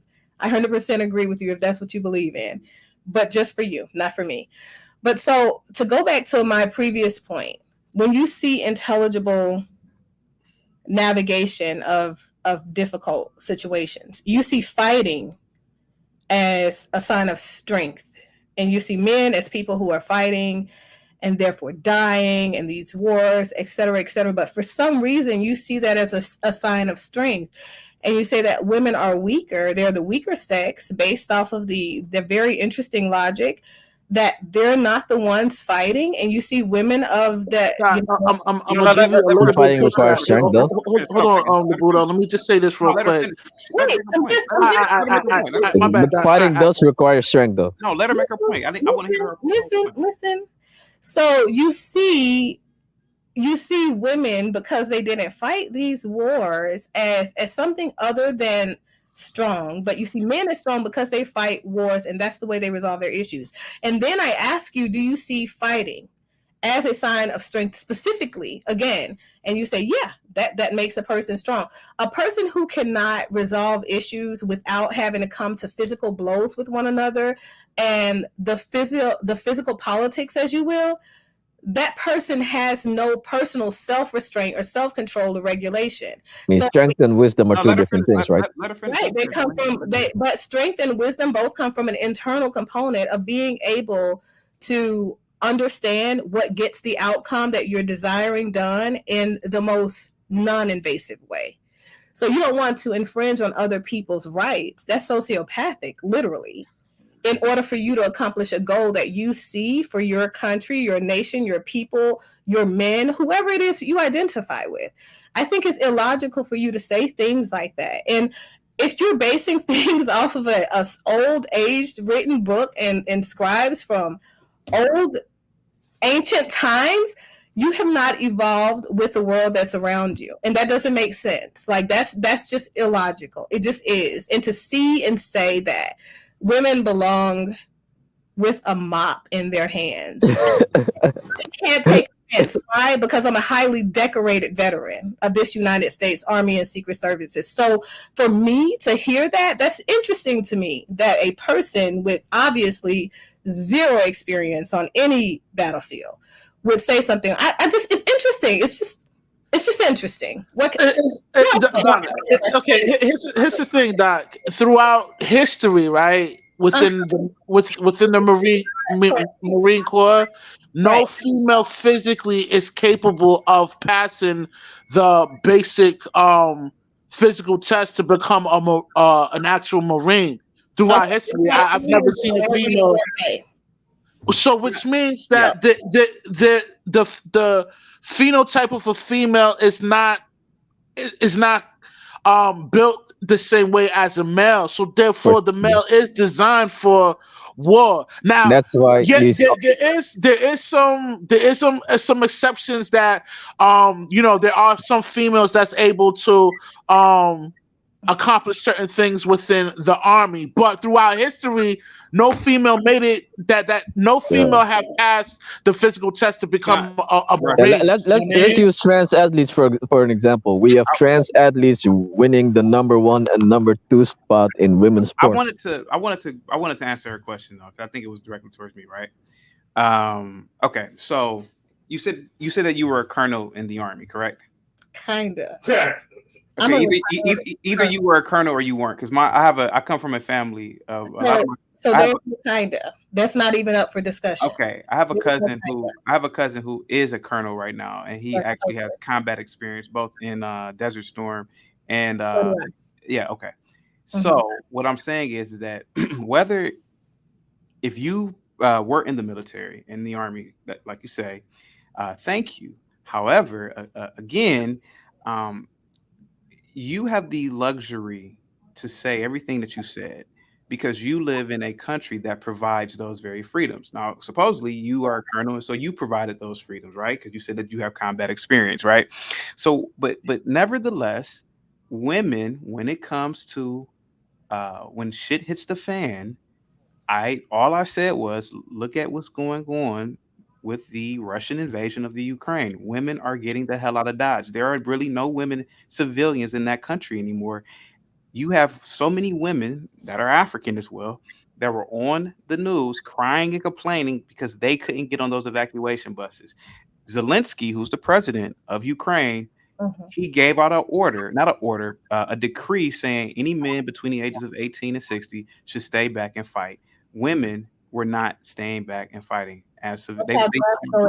So what I'm saying is that you have the luxury to say all these things because we are at peace right now. We've been at peace since World War II. You think Oh, we're I want to get on this. I want to get on this Well, because well, Carter, I'm hearing what you said, and what's up to everybody on the panel. Respect to Rush, Dr. Jefferson. It's been a while, and everybody else. I just want to say this because you mentioned the decree that Zelensky put in. It's pretty much to force men to stay, to prevent them from fleeing. Otherwise, they will be fleeing just as well as the women would be, yeah, right? they're So cowards. but And it's not about cowardice or not. no, it is about cowardice. No one Part of wants to give up their lives for this particular exactly? fight, part of my presence. right? Okay, let me ask you a question. What country are you from? I'm from Canada. Okay, this is exactly what I'm talking about, and this is what I'm talking about on the other channel that I have. As a man, you live in a country. Every blade of grass, every road belongs to you. If you allow a foreign invader to come into your country and you flee, you are a coward. I made a video about that, and so many Africans who are native were getting mad at me. The Sorry, fact of what the matter country? is, What country are Hey, you no, from? I'm an American. I'm a proud American by way of Nigerian parents, and I'm telling you that this country is the greatest country on the planet. Hold on, Listen, give me a second. Give me a second. This is the greatest country on the planet. Part of my presence, and I kind of figured you were not an American.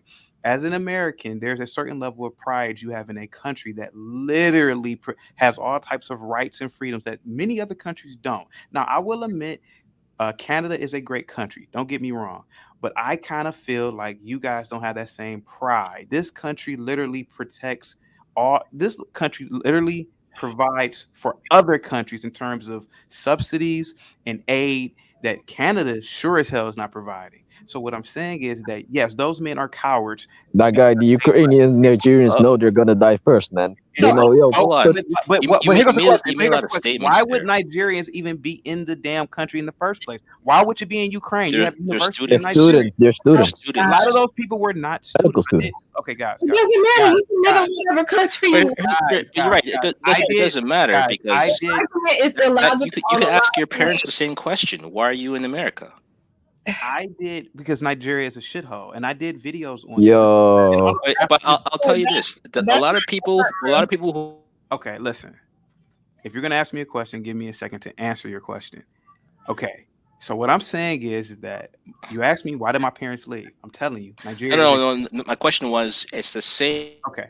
Okay. You answered. No, You said Nigeria is a shithole, but guys, hold on for a second. Wait a minute. Are we gonna do this the right way? Are we gonna talk over me? The fact of the matter is that you asked me several questions. I'm trying to answer your questions. Okay. Yes, Nigeria is a shithole. And yes, you as a man, you should fight for your country. That's what I believe. I don't care what you guys believe. I know what people listen, I know what this country is about. This country provides for all of your freedoms, Jefferson. So stop it. You live in luxury because of the very freedoms that the military provides for you. question. It's offensive for people to talk like this, in my I opinion. have a question. What if they don't have the nationality? Like, for example, they're Nigerians who just go over to Ukraine to Why study. Okay. Suddenly a war breaks out. Of course You they're want gonna me- leave. You want me to answer you now? Okay. Yeah. Ukraine is the poorest European country by GDP. It is a poor Eastern country. My thing is that why would a Nigerian, why would a South African, why would all of these groups go to this country with these poor embassies, unlike UK or the more wealthier Western School. countries? Why? Okay, there are schools in South Africa. There's plenty of schools in Pretoria. There are plenty of schools in Johannesburg. There are plenty of schools in Soweto. Okay, let's not even talk about Nigeria. There are plenty of schools in Abuja. There are plenty of schools in Lagos. There are plenty of schools in Harcourt. Why not go to school there? The fact of the matter is that a lot of Africans, just like a lot of other groups, they view white countries as better, and they will go to any country.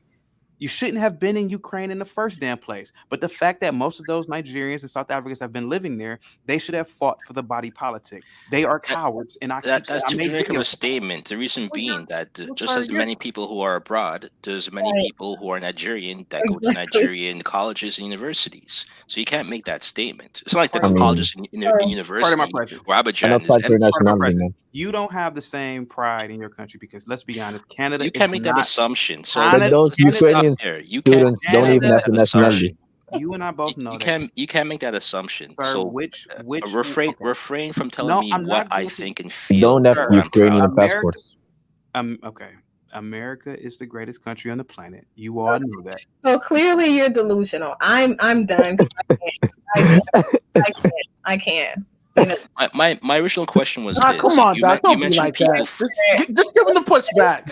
Just give him Listen, the pushback. No, Don't quit. Don't be a quitter. here's my question. Here's my question. It has to be Explain one to at a hold time, on, hold guys. on, hold on, hold on, Guys, hold it has on, to be hold one on. at a Wait a time. minute, guys. Wait. I'm going Explain to him why you disagree. because there are so many. I just made a lot of points of his illogical argument. So it's the fact that it gets more and more illogical and it gets more and more diluted and delusional, and I cannot. Oh, look. Okay, I'm Lubudo. intelligent. Yeah. Okay, go ahead. I'm not up for ignorance. I'm just not. So when you're ready to do that, invite me back. Have a great day. Lubudo, I have a question for you. Would you die for a country you went on vacation on? Sir, no. I'm on vacation there. That's the same thing No, those it's not. Nigerian students are It's doing. not the same thing. Those students. How they're not Sir, permanent citizens. They're just studying there. Sir. You as well as I know that most of those Africans were not students. There are plenty of Somewhere. videos. Sir, I did a 8-hour live stream on the Chaotic Truth and literally broke it down. I showed you video after video of these cowards who had lived in the country as resident aliens, who had lived in the country. When the invading army came in, all of a sudden now they're not Ukrainian.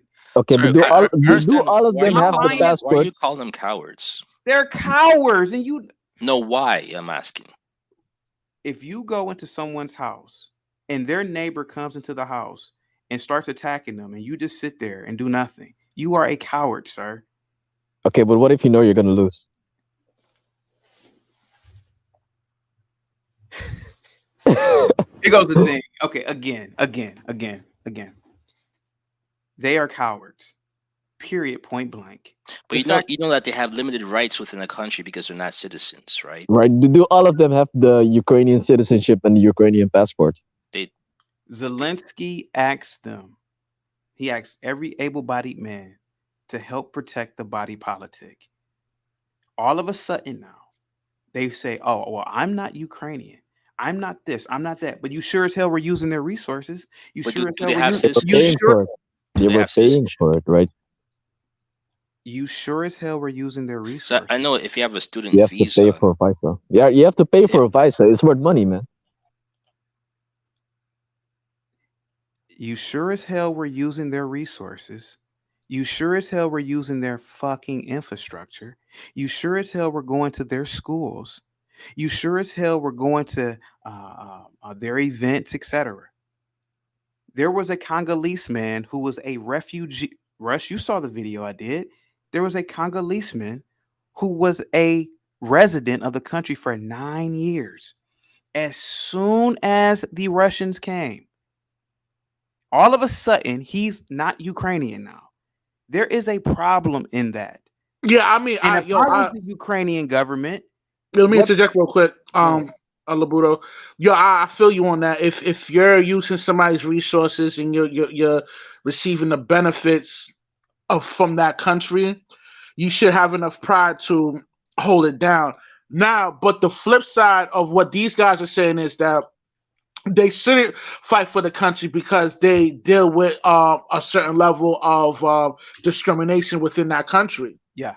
That's why they feel that it's okay for them to flee from that country because the country does not treat them fairly. But the thing is, they left a impoverished situation to try to better their lives into in the Ukraine. Now, hold on, let me just say this real quick. Do I think every student that goes to Ukraine deserve to be forced to go to war? No. But if you're a dude that go out there and uses the student visa just to live out there for 9 years, I think you have some type of responsibility to fight for that country because you're not just a visitor no more. You're a Ukrainian. Rush. I mean, Rush. No offense to this was your show. I wanted to cam up. I didn't know it was gonna go like this. But Rush, listen. The young lady said that she was a colonel. Then she said, well, I'm kind of like a colonel. No, you are either an 05 or an 06. You either have a MOS or you don't. The fact that she said that I'm kinda lets me know that she did not serve in our great military. It lets me know that she was not in our great army. It lets me know that she had no tour of service. She did not serve in Desert Storm. She is not in the CIA or the Secret Service like she says as well. And the fact that she would be and the fact that she would blatantly lie like that, what happened was, Rush, she came up here because she probably assumed that you would not test her on those things. Even when I asked her, was she in the D9, she said, what is that? But then all of a sudden, when I said the AKA, she said, oh, I'm an AKA. Well, what chapter are you from? Oh, I don't have a chapter, or my chapter is this, that, and the other. No, the Sorry, D9 has. sorry if I can Stop, interject. We stop cutting me. Pardon my presence. Stop cutting me off. okay, but The you fact you that you talked for a long time. I just want to. get the fuck out of here. Again, I'm not gonna. So Rush, you know what? I apologize, man, because this is your Can show. you please bring back part of my president? He's a But he can't he. keep cutting me off. Yeah, Okay. yeah. Okay. Just Don't bring him cut back me up. off. Don't cut me off part of my presence. Okay. All I'm saying is that you guys are up here talking to this lady, and she's making a fool of y'all because she's lying. Either you are a colonel or you're not. My family, even though they are foreigners, they have served in this army. They have served in other branches of the military. And the fact that she would sit up here and try to tell you as men how you should think as a man and then lie about being a fucking colonel. Do you know how many years it takes for you to be a colonel in the military? Do you know how many? The fact that she looks about 40 and says she's a colonel, stop it. And then she's in the Secret Service, she's this, that, and the other, and then gets the nerve to be mad at me because I'm challenging her. She was playing y'all for a fool the entire time. I'm kind of a colonel. I'm an AKA, but I don't have a chapter. Stop it. Can I'm I in a. speak? I'm in Can I speak part of now? my presence. Can you stop cutting me off? Oh, let me know when you're done It's not because the part of my I like sir, to say sir, it's not something. the part in my presence network. It's the Labuto network. It's not you, sir. That's fine. Let Okay. me know when So you're ready for me to yeah, speak. I'll let you know when I'm ready for you to speak. Okay. So the fact of the matter is that I'm entitled to my opinion. And if you get upset about my opinion, that's fine. I didn't get upset about her opinion. I'm just telling her what I was thinking. And the fact is she was up here lying to you guys the entire time. I'm done. Okay, Rush and I have dealt with the doctor before. We are fully aware of some of the things that she says are not logical or not factual. So we're completely aware of those things. We've questioned those things before. So she's not fooling anyone in regards to me and Rush. We're aware of her. But that's beside the point. What I wanted to ask you was in regards to the students. If there are students in a particular country, then that means they wouldn't have the same rights as the citizens. I wouldn't have a problem with students who have restrictions as to what they could do, where they could work, where they could go to school, choosing not to fight for that particular country that they don't have full equal rights for. Now, on top of that, there have been Africans who have decided to join the army and fight on behalf of the Ukrainians. So there are some that have done that already. But of course, it's not everybody. You can't have it one way or the other. But there are people who have been fighting for Ukrainians. Can So I say something? we don't want to paint a wide brush and make it seem like these people are cowards. I don't think that's a fair assessment to make, I, w- right? So I want that to be clear, and I want to get some pushback in according to what you've been saying. I just want to say something real quick. Like there are not enough weapons for foreigners in Ukraine. Like no protective gear. There are literally British people and Americans going to Ukraine, and for example, they're not getting any weapons or gear because there's not enough. So, for example, if you as a Nigerian, would you go like fight for America and charge at the enemy without weapons and gear? No, Okay, I'm not a kamikaze soldier, but can I answer part of my presence? for sure. Ask I away. again, I made a video. It's on my other channel. It has over 1,000 views. I literally have a video that says that the students probably, um, I could suspend the whole idea of fighting. But there were many African immigrants that had lived in that country for years, for over a decade, that were afraid to fight. So no, the students should not fight. I said it over and over in the video I made. The students should not be able to fight. But if you had lived in that country and using their resources, then yes, you should fight. Because here goes my thing. What if, what if Zelensky turns pro-Russian, and essentially that's what they all are anyway. What if he turns pro-Russian, runs the government as a provisional state, and runs the state for Russia?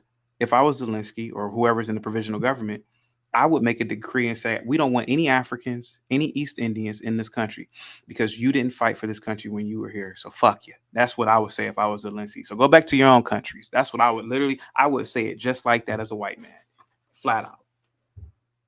Can I respond? Yeah, go ahead, sir. In regards to that statement, keep in mind that even in America, there's people who did not want to fight. During the war of Vietnam, there's people, even though there was a draft, there's people who evaded the draft.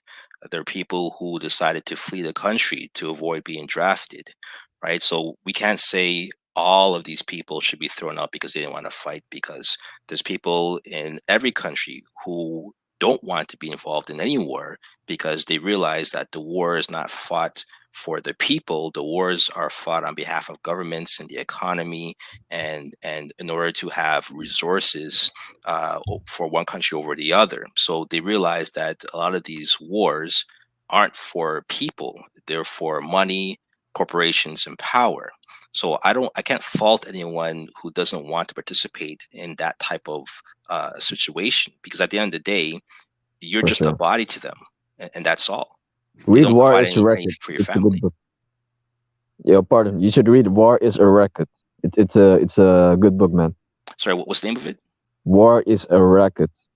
Is a racket. Yeah. Okay, I'll take a look at it.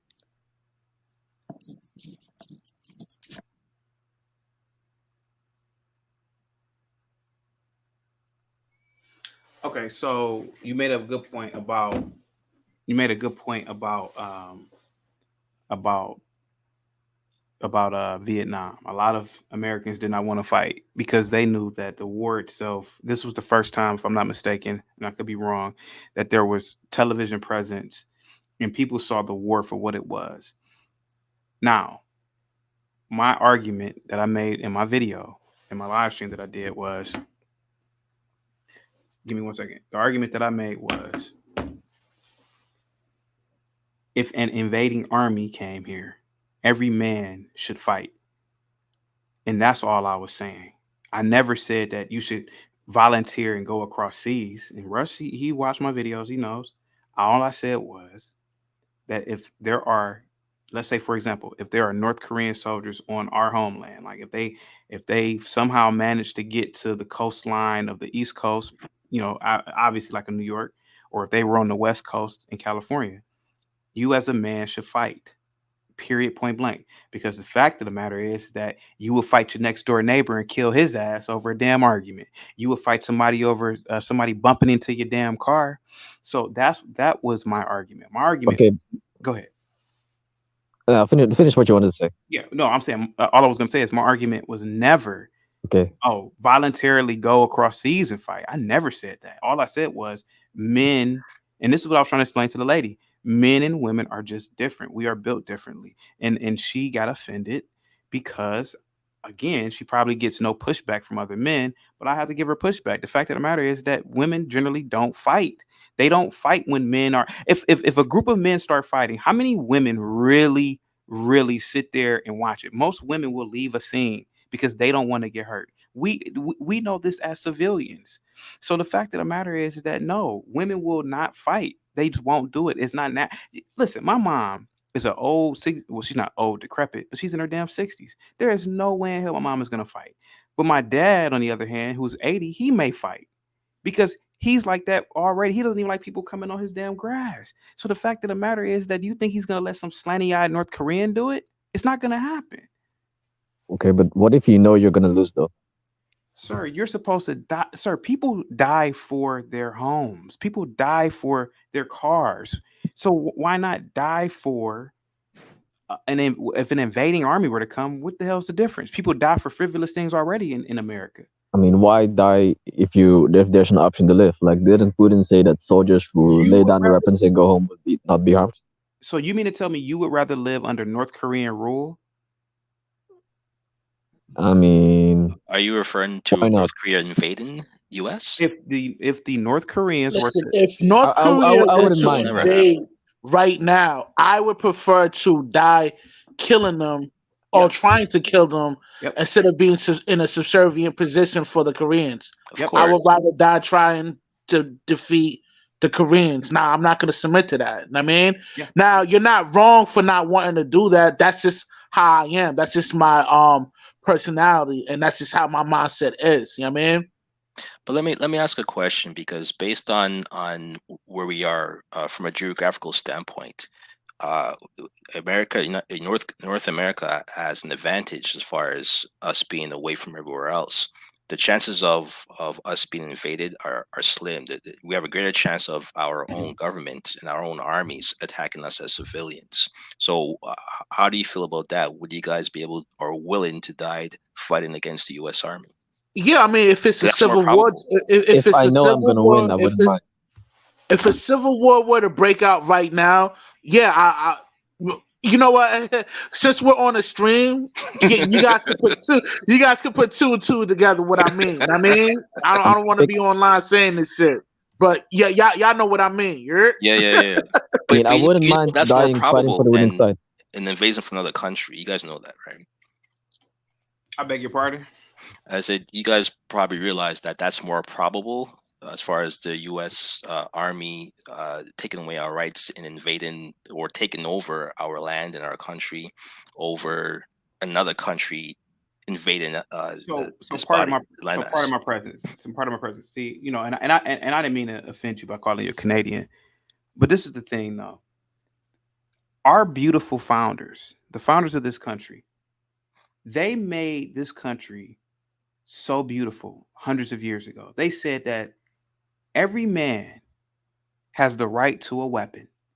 And they did that because there's a checks and balance system. They knew, they talked about it, that what if the army decided to take over?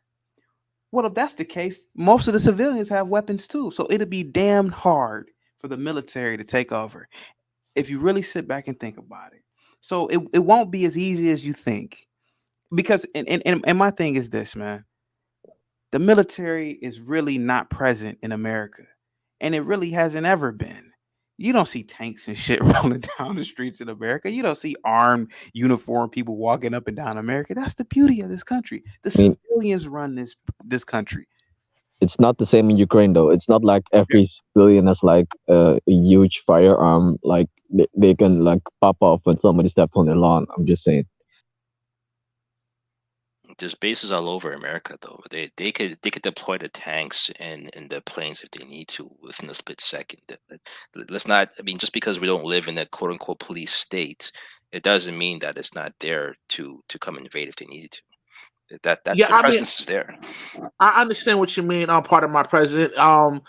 Due due to the the whole vaccination thing, like it's creating it's trying to find an excuse to possibly start off with martial law, and that will convert this country into a police type state, Yep. and most people they fear these. Most people that are anti-government, they fear that this will take place one day. I mean, No, I agree. Very I see that happening before North Korea or China invading. I mean, they're already trying on taking away the guns of American citizens. I mean, they're already working on it as of right now. There's too many guns in the U.S. and I don't think the people will just uh passively just return or give their guns to the government if they were to want to take it back. Again, I'm not promoting anarchy, even though anarchy is the natural order of things. But I mean the way things are taking place now in this present time, it's kind of leading towards that direction. Not everybody wants to be vaccinated. At some point, if the government want to push it a bit further, they might want to be like, hey, if you're not vaccinated, we might as well just lock them up. For sure, Uncle Sam can just come knocking at your door. Like come in with a fully armed squad. You don't want to get fascinated. Okay, here's what we're gonna do. We're gonna come with a fully armed squad of policemen with loaded firearms. We're gonna come to your house.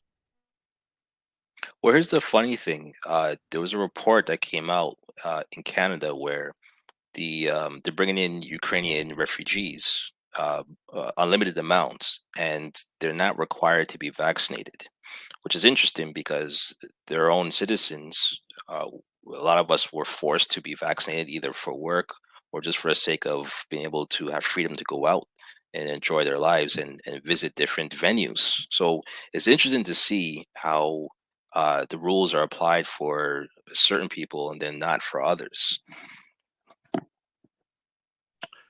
It is I funny. mean, I now obviously there is an agenda. They will find an excuse to get certain things done. You know what I mean? Yeah. But eventually Again, they will have them. The people that's unvaccinated that enters the country, they will eventually will get force them to get vaccinated. Like, cause right now, right, like in all your main cities, it's recommended for you to get vaccinated in order to go to a restaurant, go to your local gym, well, not local gym, but the gym that's locally within that city. Like, it's kind of mandatory for you to be vaccinated in order to enter these establishments. You know what I mean? No, it's true. It's true. But it's interesting because there's not only war happening in Ukraine, right? There's war happening in other places, Syria. Middle There's East. there's there's uprising in Afghanistan, I think, as well too. And apparently, they've already brought in more Ukrainian. At least I can only speak for the Canadian government. They've already brought in more Ukrainians in the past 2 weeks than they brought over for us Syrians and brought over Afghanis, based Well, on I their mean, honestly, conference. man, we kind of been that war, man. I mean, you see what Biden is saying, like, hey, brace yourself because we at war with Russia on a cyber level. Know what I mean, Yeah, yeah, so they It's kind an of hacker. already giving you a warning on, they gonna play with your money now. Know what I'm saying? yeah. And hopefully people all be prepared for that if it does take place. Know what I mean? To be honest with you, man, my prediction, by 2030, we'll be at a nuclear war. Russia against the U.S. I say in 2030. I mean, Yeah, yeah, I could see that. Here's my question to you guys. Just based on how everything has transpired, do you guys not think that this was the plan for It it was it was the plan. to provoke yeah, Putin yeah. Here's to the thing. invade Ukraine? Like NATO Mm, wanted this. now I don't want to sound one of those like crazy people that's like anti-government, but the way things panned out, it's looking like the whole depopulation fact has to be factored in. Yo yo With all yo these yeah. wars and all these vaccination that's killing people. The less people that's around, the powers that be has more control over the For general, sure. like the whatever people is left over. Know what I I mean, mean? Rush. Go look at the Georgia Guidestones, man. The Guidestones or whatever. Yeah, I will, but go ahead and break that down now. I mean, of course, they're like trying to kill people, trying to keep the population down. It's the same what happened in, like, for example, Africa. Like, scientists went into Africa, they started vaccinating people, right, against diseases. But those same diseases that those Africans were being vaccinated against, they were killing them. Yeah, I mean, yo, man, like, yeah, I mean, like I said, man, it's just a part of a certain agenda that they want to do. Now, like, I don't want to go into this rabbit hole on, like, you know, kind of like being anti-government and overthrow the government and stuff like that. That's not what I'm about. But like, yo, how things is panning out, it's looking like, yo, you know what I mean? Like, like, cause think about it, right? If they were, if the powers that be were to come out right now and wanted to get full control over the people, it'll backfire because there's way too many of us. You know what I mean? So obviously, because there's so many of us, there's going to be a large percentage of people that's going to rebel. You know what I mean? Well, here's the interesting thing about it is that, uh, especially in the Western Hemisphere, a lot of the talent, a lot of the resources, they're the result of causing conflict and destabilizing other countries, and then forcing the people of those other countries to flee and come over to either US or Canada, and then to provide US and Canada with their talents and their resources to build up US and Canada, and pretty much create a brain drain, which is, in my opinion, the reason why a lot of the countries in Africa or in other places in the world are not as developed as Canada and the US, is because there's been a lot of tampering with those governments to create a brain drain and to get people to flee, and they take the talented people and then they build up the US and Canada, and at the end of the day, yes, they get to live in the country and say, it's a great country, but at the end of the day, the country is what's benefiting from it. The government is what's benefiting from it, right? Whereas the other countries are in turmoil, and it's done that way purposely because America and Canada, they thrive on immigrants. That is their whole system. Yeah, I mean, I agree, and they do take advantage of a lot of immigrants, due to the fact that they're not fully a citizen. They take advantage of them. Like, for example, Yeah, a guy from South America will come to the States, and he doesn't have his papers on point like a scoreboard. He might go through some situation where the employer takes advantage of that immigrant by holding his money hostage. yeah, He pays him whenever the employer pays that immigrant whenever he wants. Like, these things do go on. You know what I yeah, mean? So yeah, I do agree that the government do benefit off a lot of these immigrants that come in. Know what I mean? yeah. I mean, if I was native to, let's say Sierra Leone, if the country is stable, if the economy is doing well, there's no need for me to go to the US. There's no need for me to take my talents to South Beach.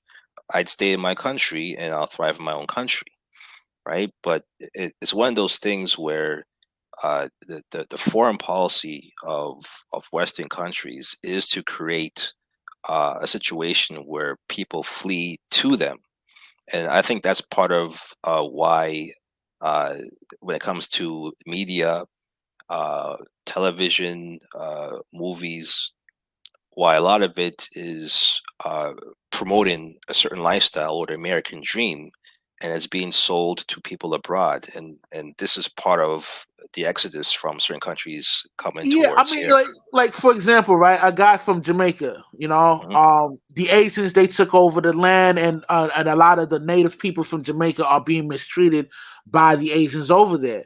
You know Yeah, what I mean? So obviously, it will inspire them to leave that country to come to United States because of the word of mouth of how great the country of United States is. You know what I mean? yeah, yeah, So yeah, a lot of people that's in power within those um islands well, and within the Caribbean, a lot of them are kind of like messed up, man, and they all for themselves, and they don't look out for the native people within that land. The people that runs Jamaica, they should have never sold out their people for a couple of dollars to the Asians. They should have yeah, tried to figure out to cultivate the talents within that country to make that country a lot better and self-sufficient, not yep, dependent to the Asians. Know what I mean?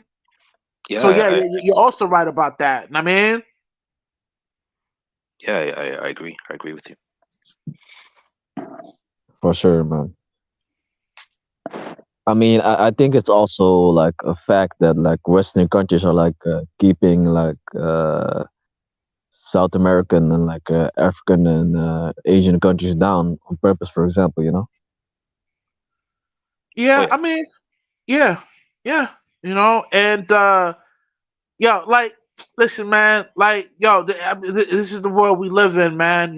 People that's in power, I mean, they tend to take advantage of the weaker vessels. I mean, no different from the animal kingdom, man. The alpha apex predator type dude, he's always gonna prey on the weak, man. I mean, it's up to the Yeah. sheeps and the lower level animals to link up together to overthrow that predator. Know what I Yep. mean? Yep. So it's not going to be a one man army effort. It's got to be a collective group to fix that situation. Yep. Know what I mean? True. True. And that's why there's always a lot of push for divide, right? Yeah. And because they know if people are divided, if they're not able to Yeah. see eye to eye, because race is a factor, class is a factor, politics is a factor, then if we can never agree on the basic things, then they got us. They have us You, separated, and then they could pick us off one by one. Yeah, you know we're why more there's a separate. We're more separated than ever now, man. Yeah. Yeah. you know why there's a push and divide. Like for example, there's like a sheep. They're all in a group together, and for example, there's like a predator or a wolf. One sheep that leaves like the crowd to the left to the right. The wolf is or the predator is just gonna pick that sheep up and eat it. Yep. Yeah, Yep. yeah, yeah, Yeah. They don't attack until one is isolated, right? For sure, man. yeah. That's a fact. And that kind of law of that animal kingdom you just presented to us, that's how most humans are when they're in political power. Now, it might not be as primitive as the animal, but as far on a intellect level, like, yo, the guy that's more intelligent, that has the wisdom, that has the money, and that has the political pull, he's gonna take advantage of the lower class people. You know what I mean? It's it's Yeah, it's man. just that simple. But it's us as a people to understand what's going on. But we're so distracted with the mass media and politics and the gender wars and all that we Mhm. fail to realize what's really going on. I Yep. mean, Yep. You're being conditioned, man. yeah, social engineering. You know what I mean? You're trying to Mm. they're creating a situation where nobody like, for example, the George Floyd situation, right?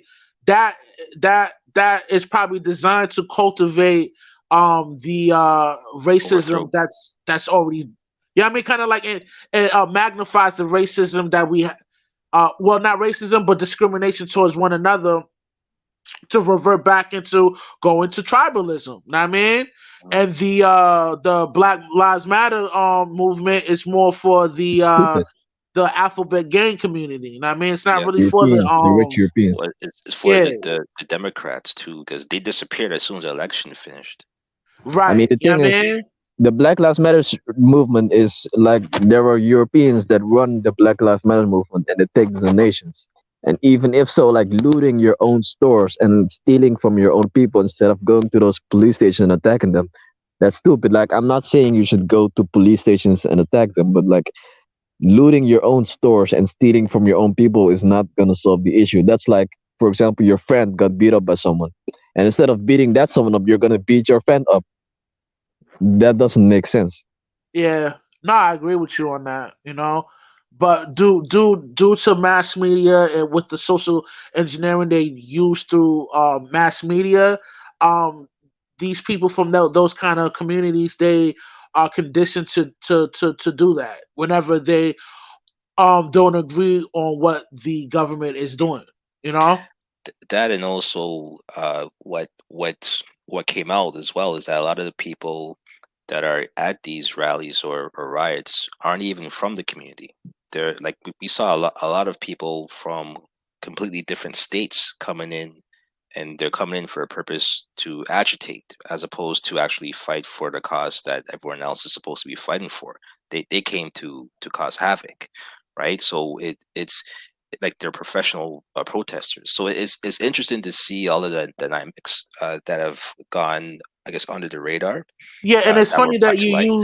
you use the word professional protesters because Mhm. a lot of them are hired through Antifa. Yep. And who Yeah. funds Antifa? The Democratic Party. So Exactly. it's not a coincidence that all this is moving at a one accord. This is designed to accomplish whatever they're trying to accomplish, and Yeah, and man. and it's obvious there is an agenda. I And mean, you know what they're trying to do? Like, for example, there's like a protest.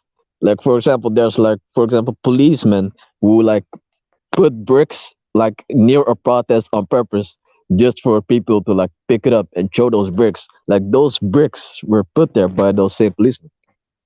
yeah, that's hired through Yeah. Antifa. Yeah, yeah. Yeah, there was a lot of that was exposed. I saw Mhm. footage of a guy that was giving black kids money, and he was pointing out to different things that he wanted them to destroy, so that he creates a certain scene, right? So there's been a lot of those things that were spotted. Some of those things you can't even find on the internet anymore because they removed it. Like that guy it was a white guy with the umbrella that was smashing the AutoZone, and he walked off and no one knew who he was. I don't know if you ever saw that footage. But yeah, so Didn't there's see things it. like that's been going on for a while. I always say this, for if as a black man myself, I don't have the time to go and protest. I have a family to feed. I have make sure that I remain free, and that I don't get caught up in any legal issues. I don't have time to protest. I don't know who these people are who are protesting and staying there overnight and camping out. Yeah, a lot of them Don't is they not have even from jobs? that city. They fly from different Yeah, they're places. flying, right? So Yeah. especially in today's economy where everybody needs to work, people are working 2 jobs, 3 jobs, they're hustling on the side. I don't see how people have the time to do those things.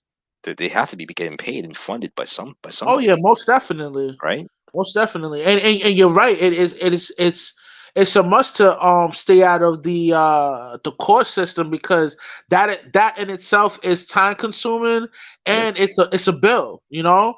People yep, that come out of parole or probation, they have to pay their parole officer a certain dollar amount every month.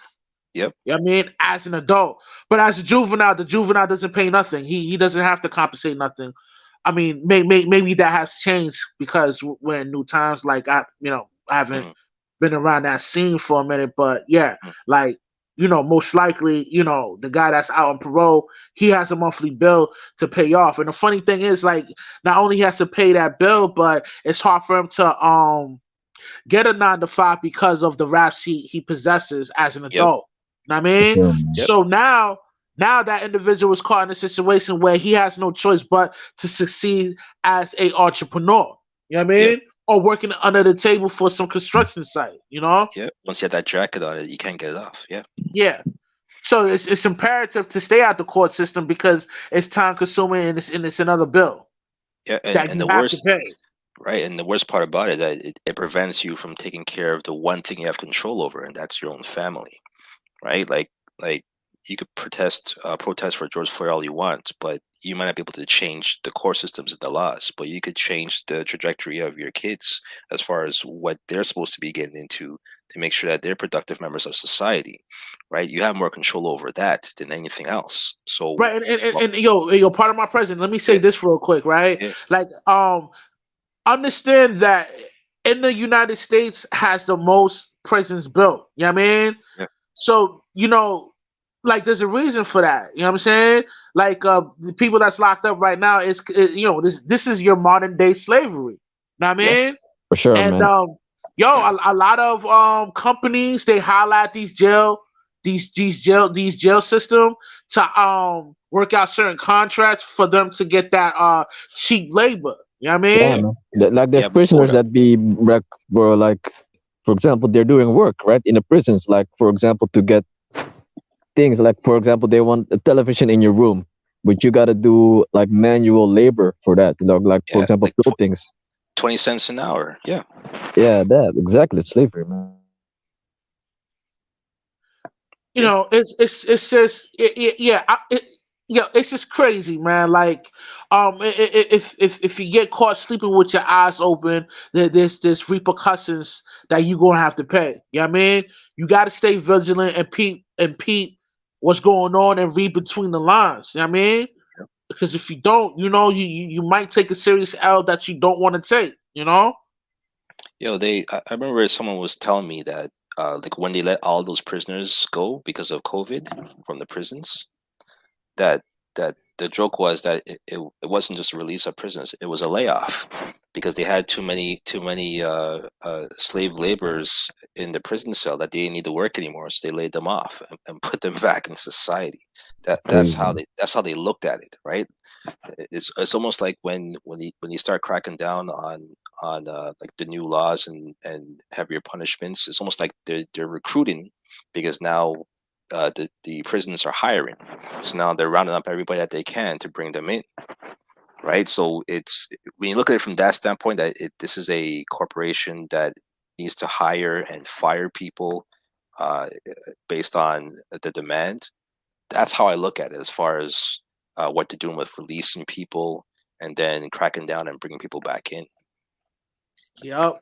And think about it, right? Some of these labels, these executives, they own shares with these private prisoners. You know what I Yeah, mean? yeah. Like private Yeah, prisons is the big same owners, business. man.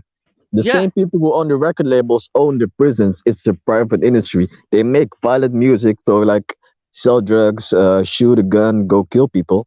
So they want people to go to jail, and so they can make profit from that labor. Yeah, they're hiring. And That's how I look and at it. and I just want to see people see the grand scheme of things. You know what I mean? Because it's not a coincidence that's a lot of these labels that own shares of these prisons, man, and they out influencing the youth to commit Crimes, yeah. crimes in a criminal environment, a criminal like minded environment. Mm.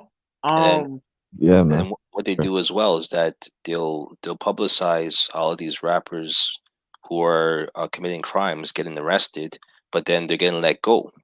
Like if that's the normal routine that any Tom, Dick, and Harry is going to go through They're the uh, owners, man. in the streets. If you get arrested for those things, you're not coming out. You won't be able to afford to Mm, pay You, for you bail can if do you that. get That right. rapper that he's gonna get out. Who's at the same record label who owns the prison, Yeah, he's gonna get they'll let let you out. out. But if you do the Like when same, I you're not. like when I saw NBA YoungBoy and all the stuff that he was getting involved into, the shootings, the killing of people in Miami when he had that shootout, and then they finally arrested him. Yeah, man. Now, and I thought he was going to be gone.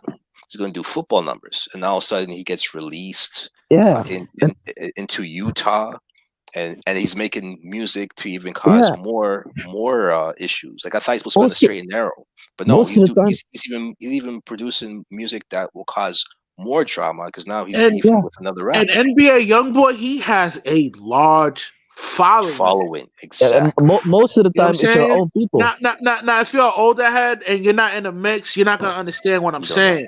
Yeah, Like this kid, yo, he's a moneymaker. and understand this: the following is he has with these young men are in the age of between the age of 18 and like 35.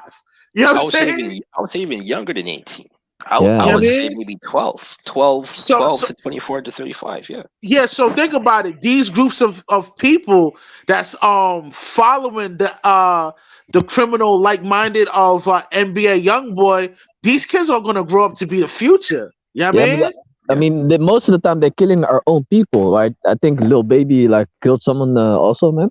Like those rappers, like who they're selling drugs and shooting people. Yeah, They're shooting See, their see, own see, people. see. Here's the thing, right? Within the I guess the hip hop community, for quote unquote, for conversation's sake, some people would not agree with me insinuating that this is hip hop culture, but I'm just using it for conversation's sake. Within that culture, right? It's they have a false or distorted perception of what masculinity is.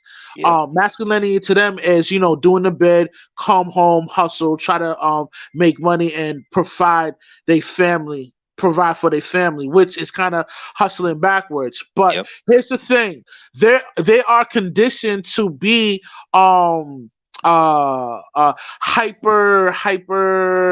With the alpha males. aggressive to prove that they are masculine and that they can hold it down. You know what I Uh-huh. mean? And this is how these young men are being conditioned through this hip hop culture. You know what I mean? Yeah, I was going to say, when you look at the definition, or when you think about the definition of an alpha male, right? When you look at a black man who's supposed to be an alpha male, and then we look at a white man who's supposed to be an alpha male, they look completely different. Like Different, right? The nigga, Well, it's the nigga, man. here's the thing. Here's the thing. yeah, Now okay, the white alpha male, like, he has everything in order. You know what I mean?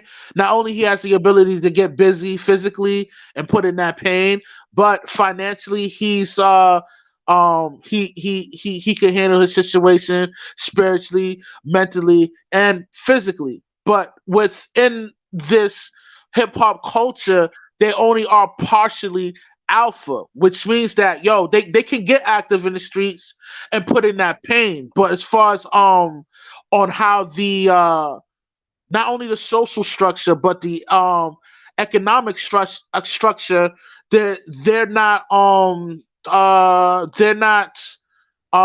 that same playing field as the white alpha male counterpart. Damn. Know what I well, that Yeah, mean? that's that's the that's the that's what thing. the So nigga is, man.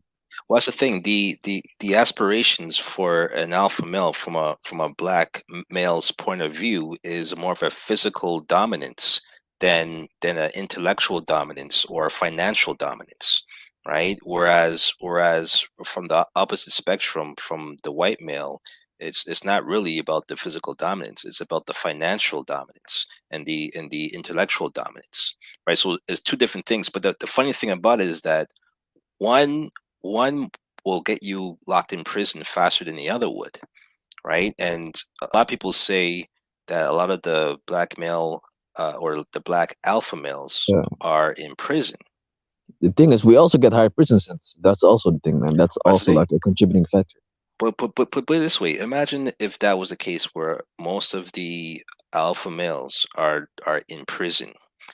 What does that say about Right. how the society is, that the alpha males of our ethnicity or our race is being punished in that way, but the alpha male of another race is being rewarded in a different way, The alpha right? slaves.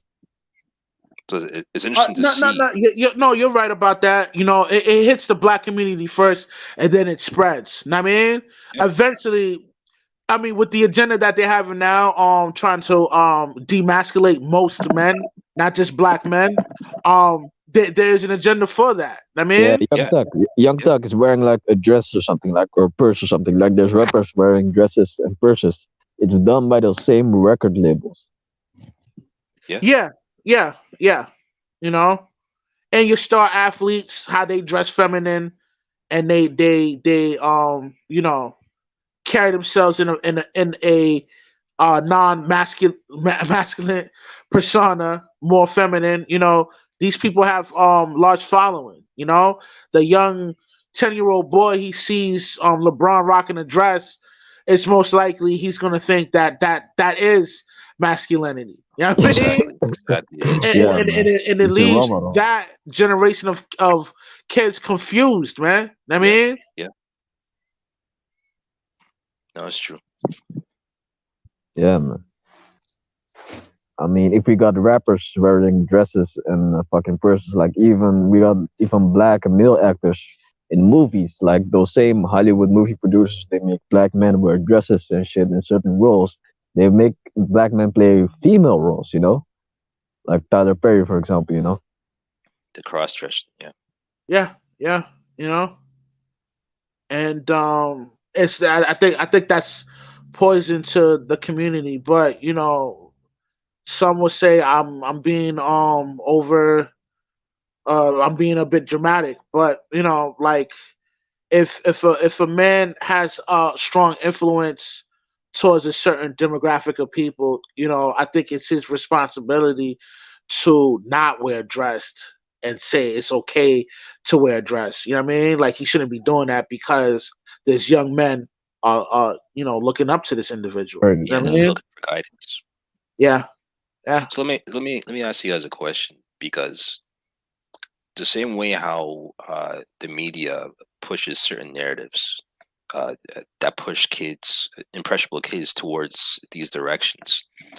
Uh, what do you think if the solution were to create media that with images that are conducive of having a better leader being produced within the black community, and to promote family structure, and to you're gonna promote positivity and intelligence. you're gonna kill him, man.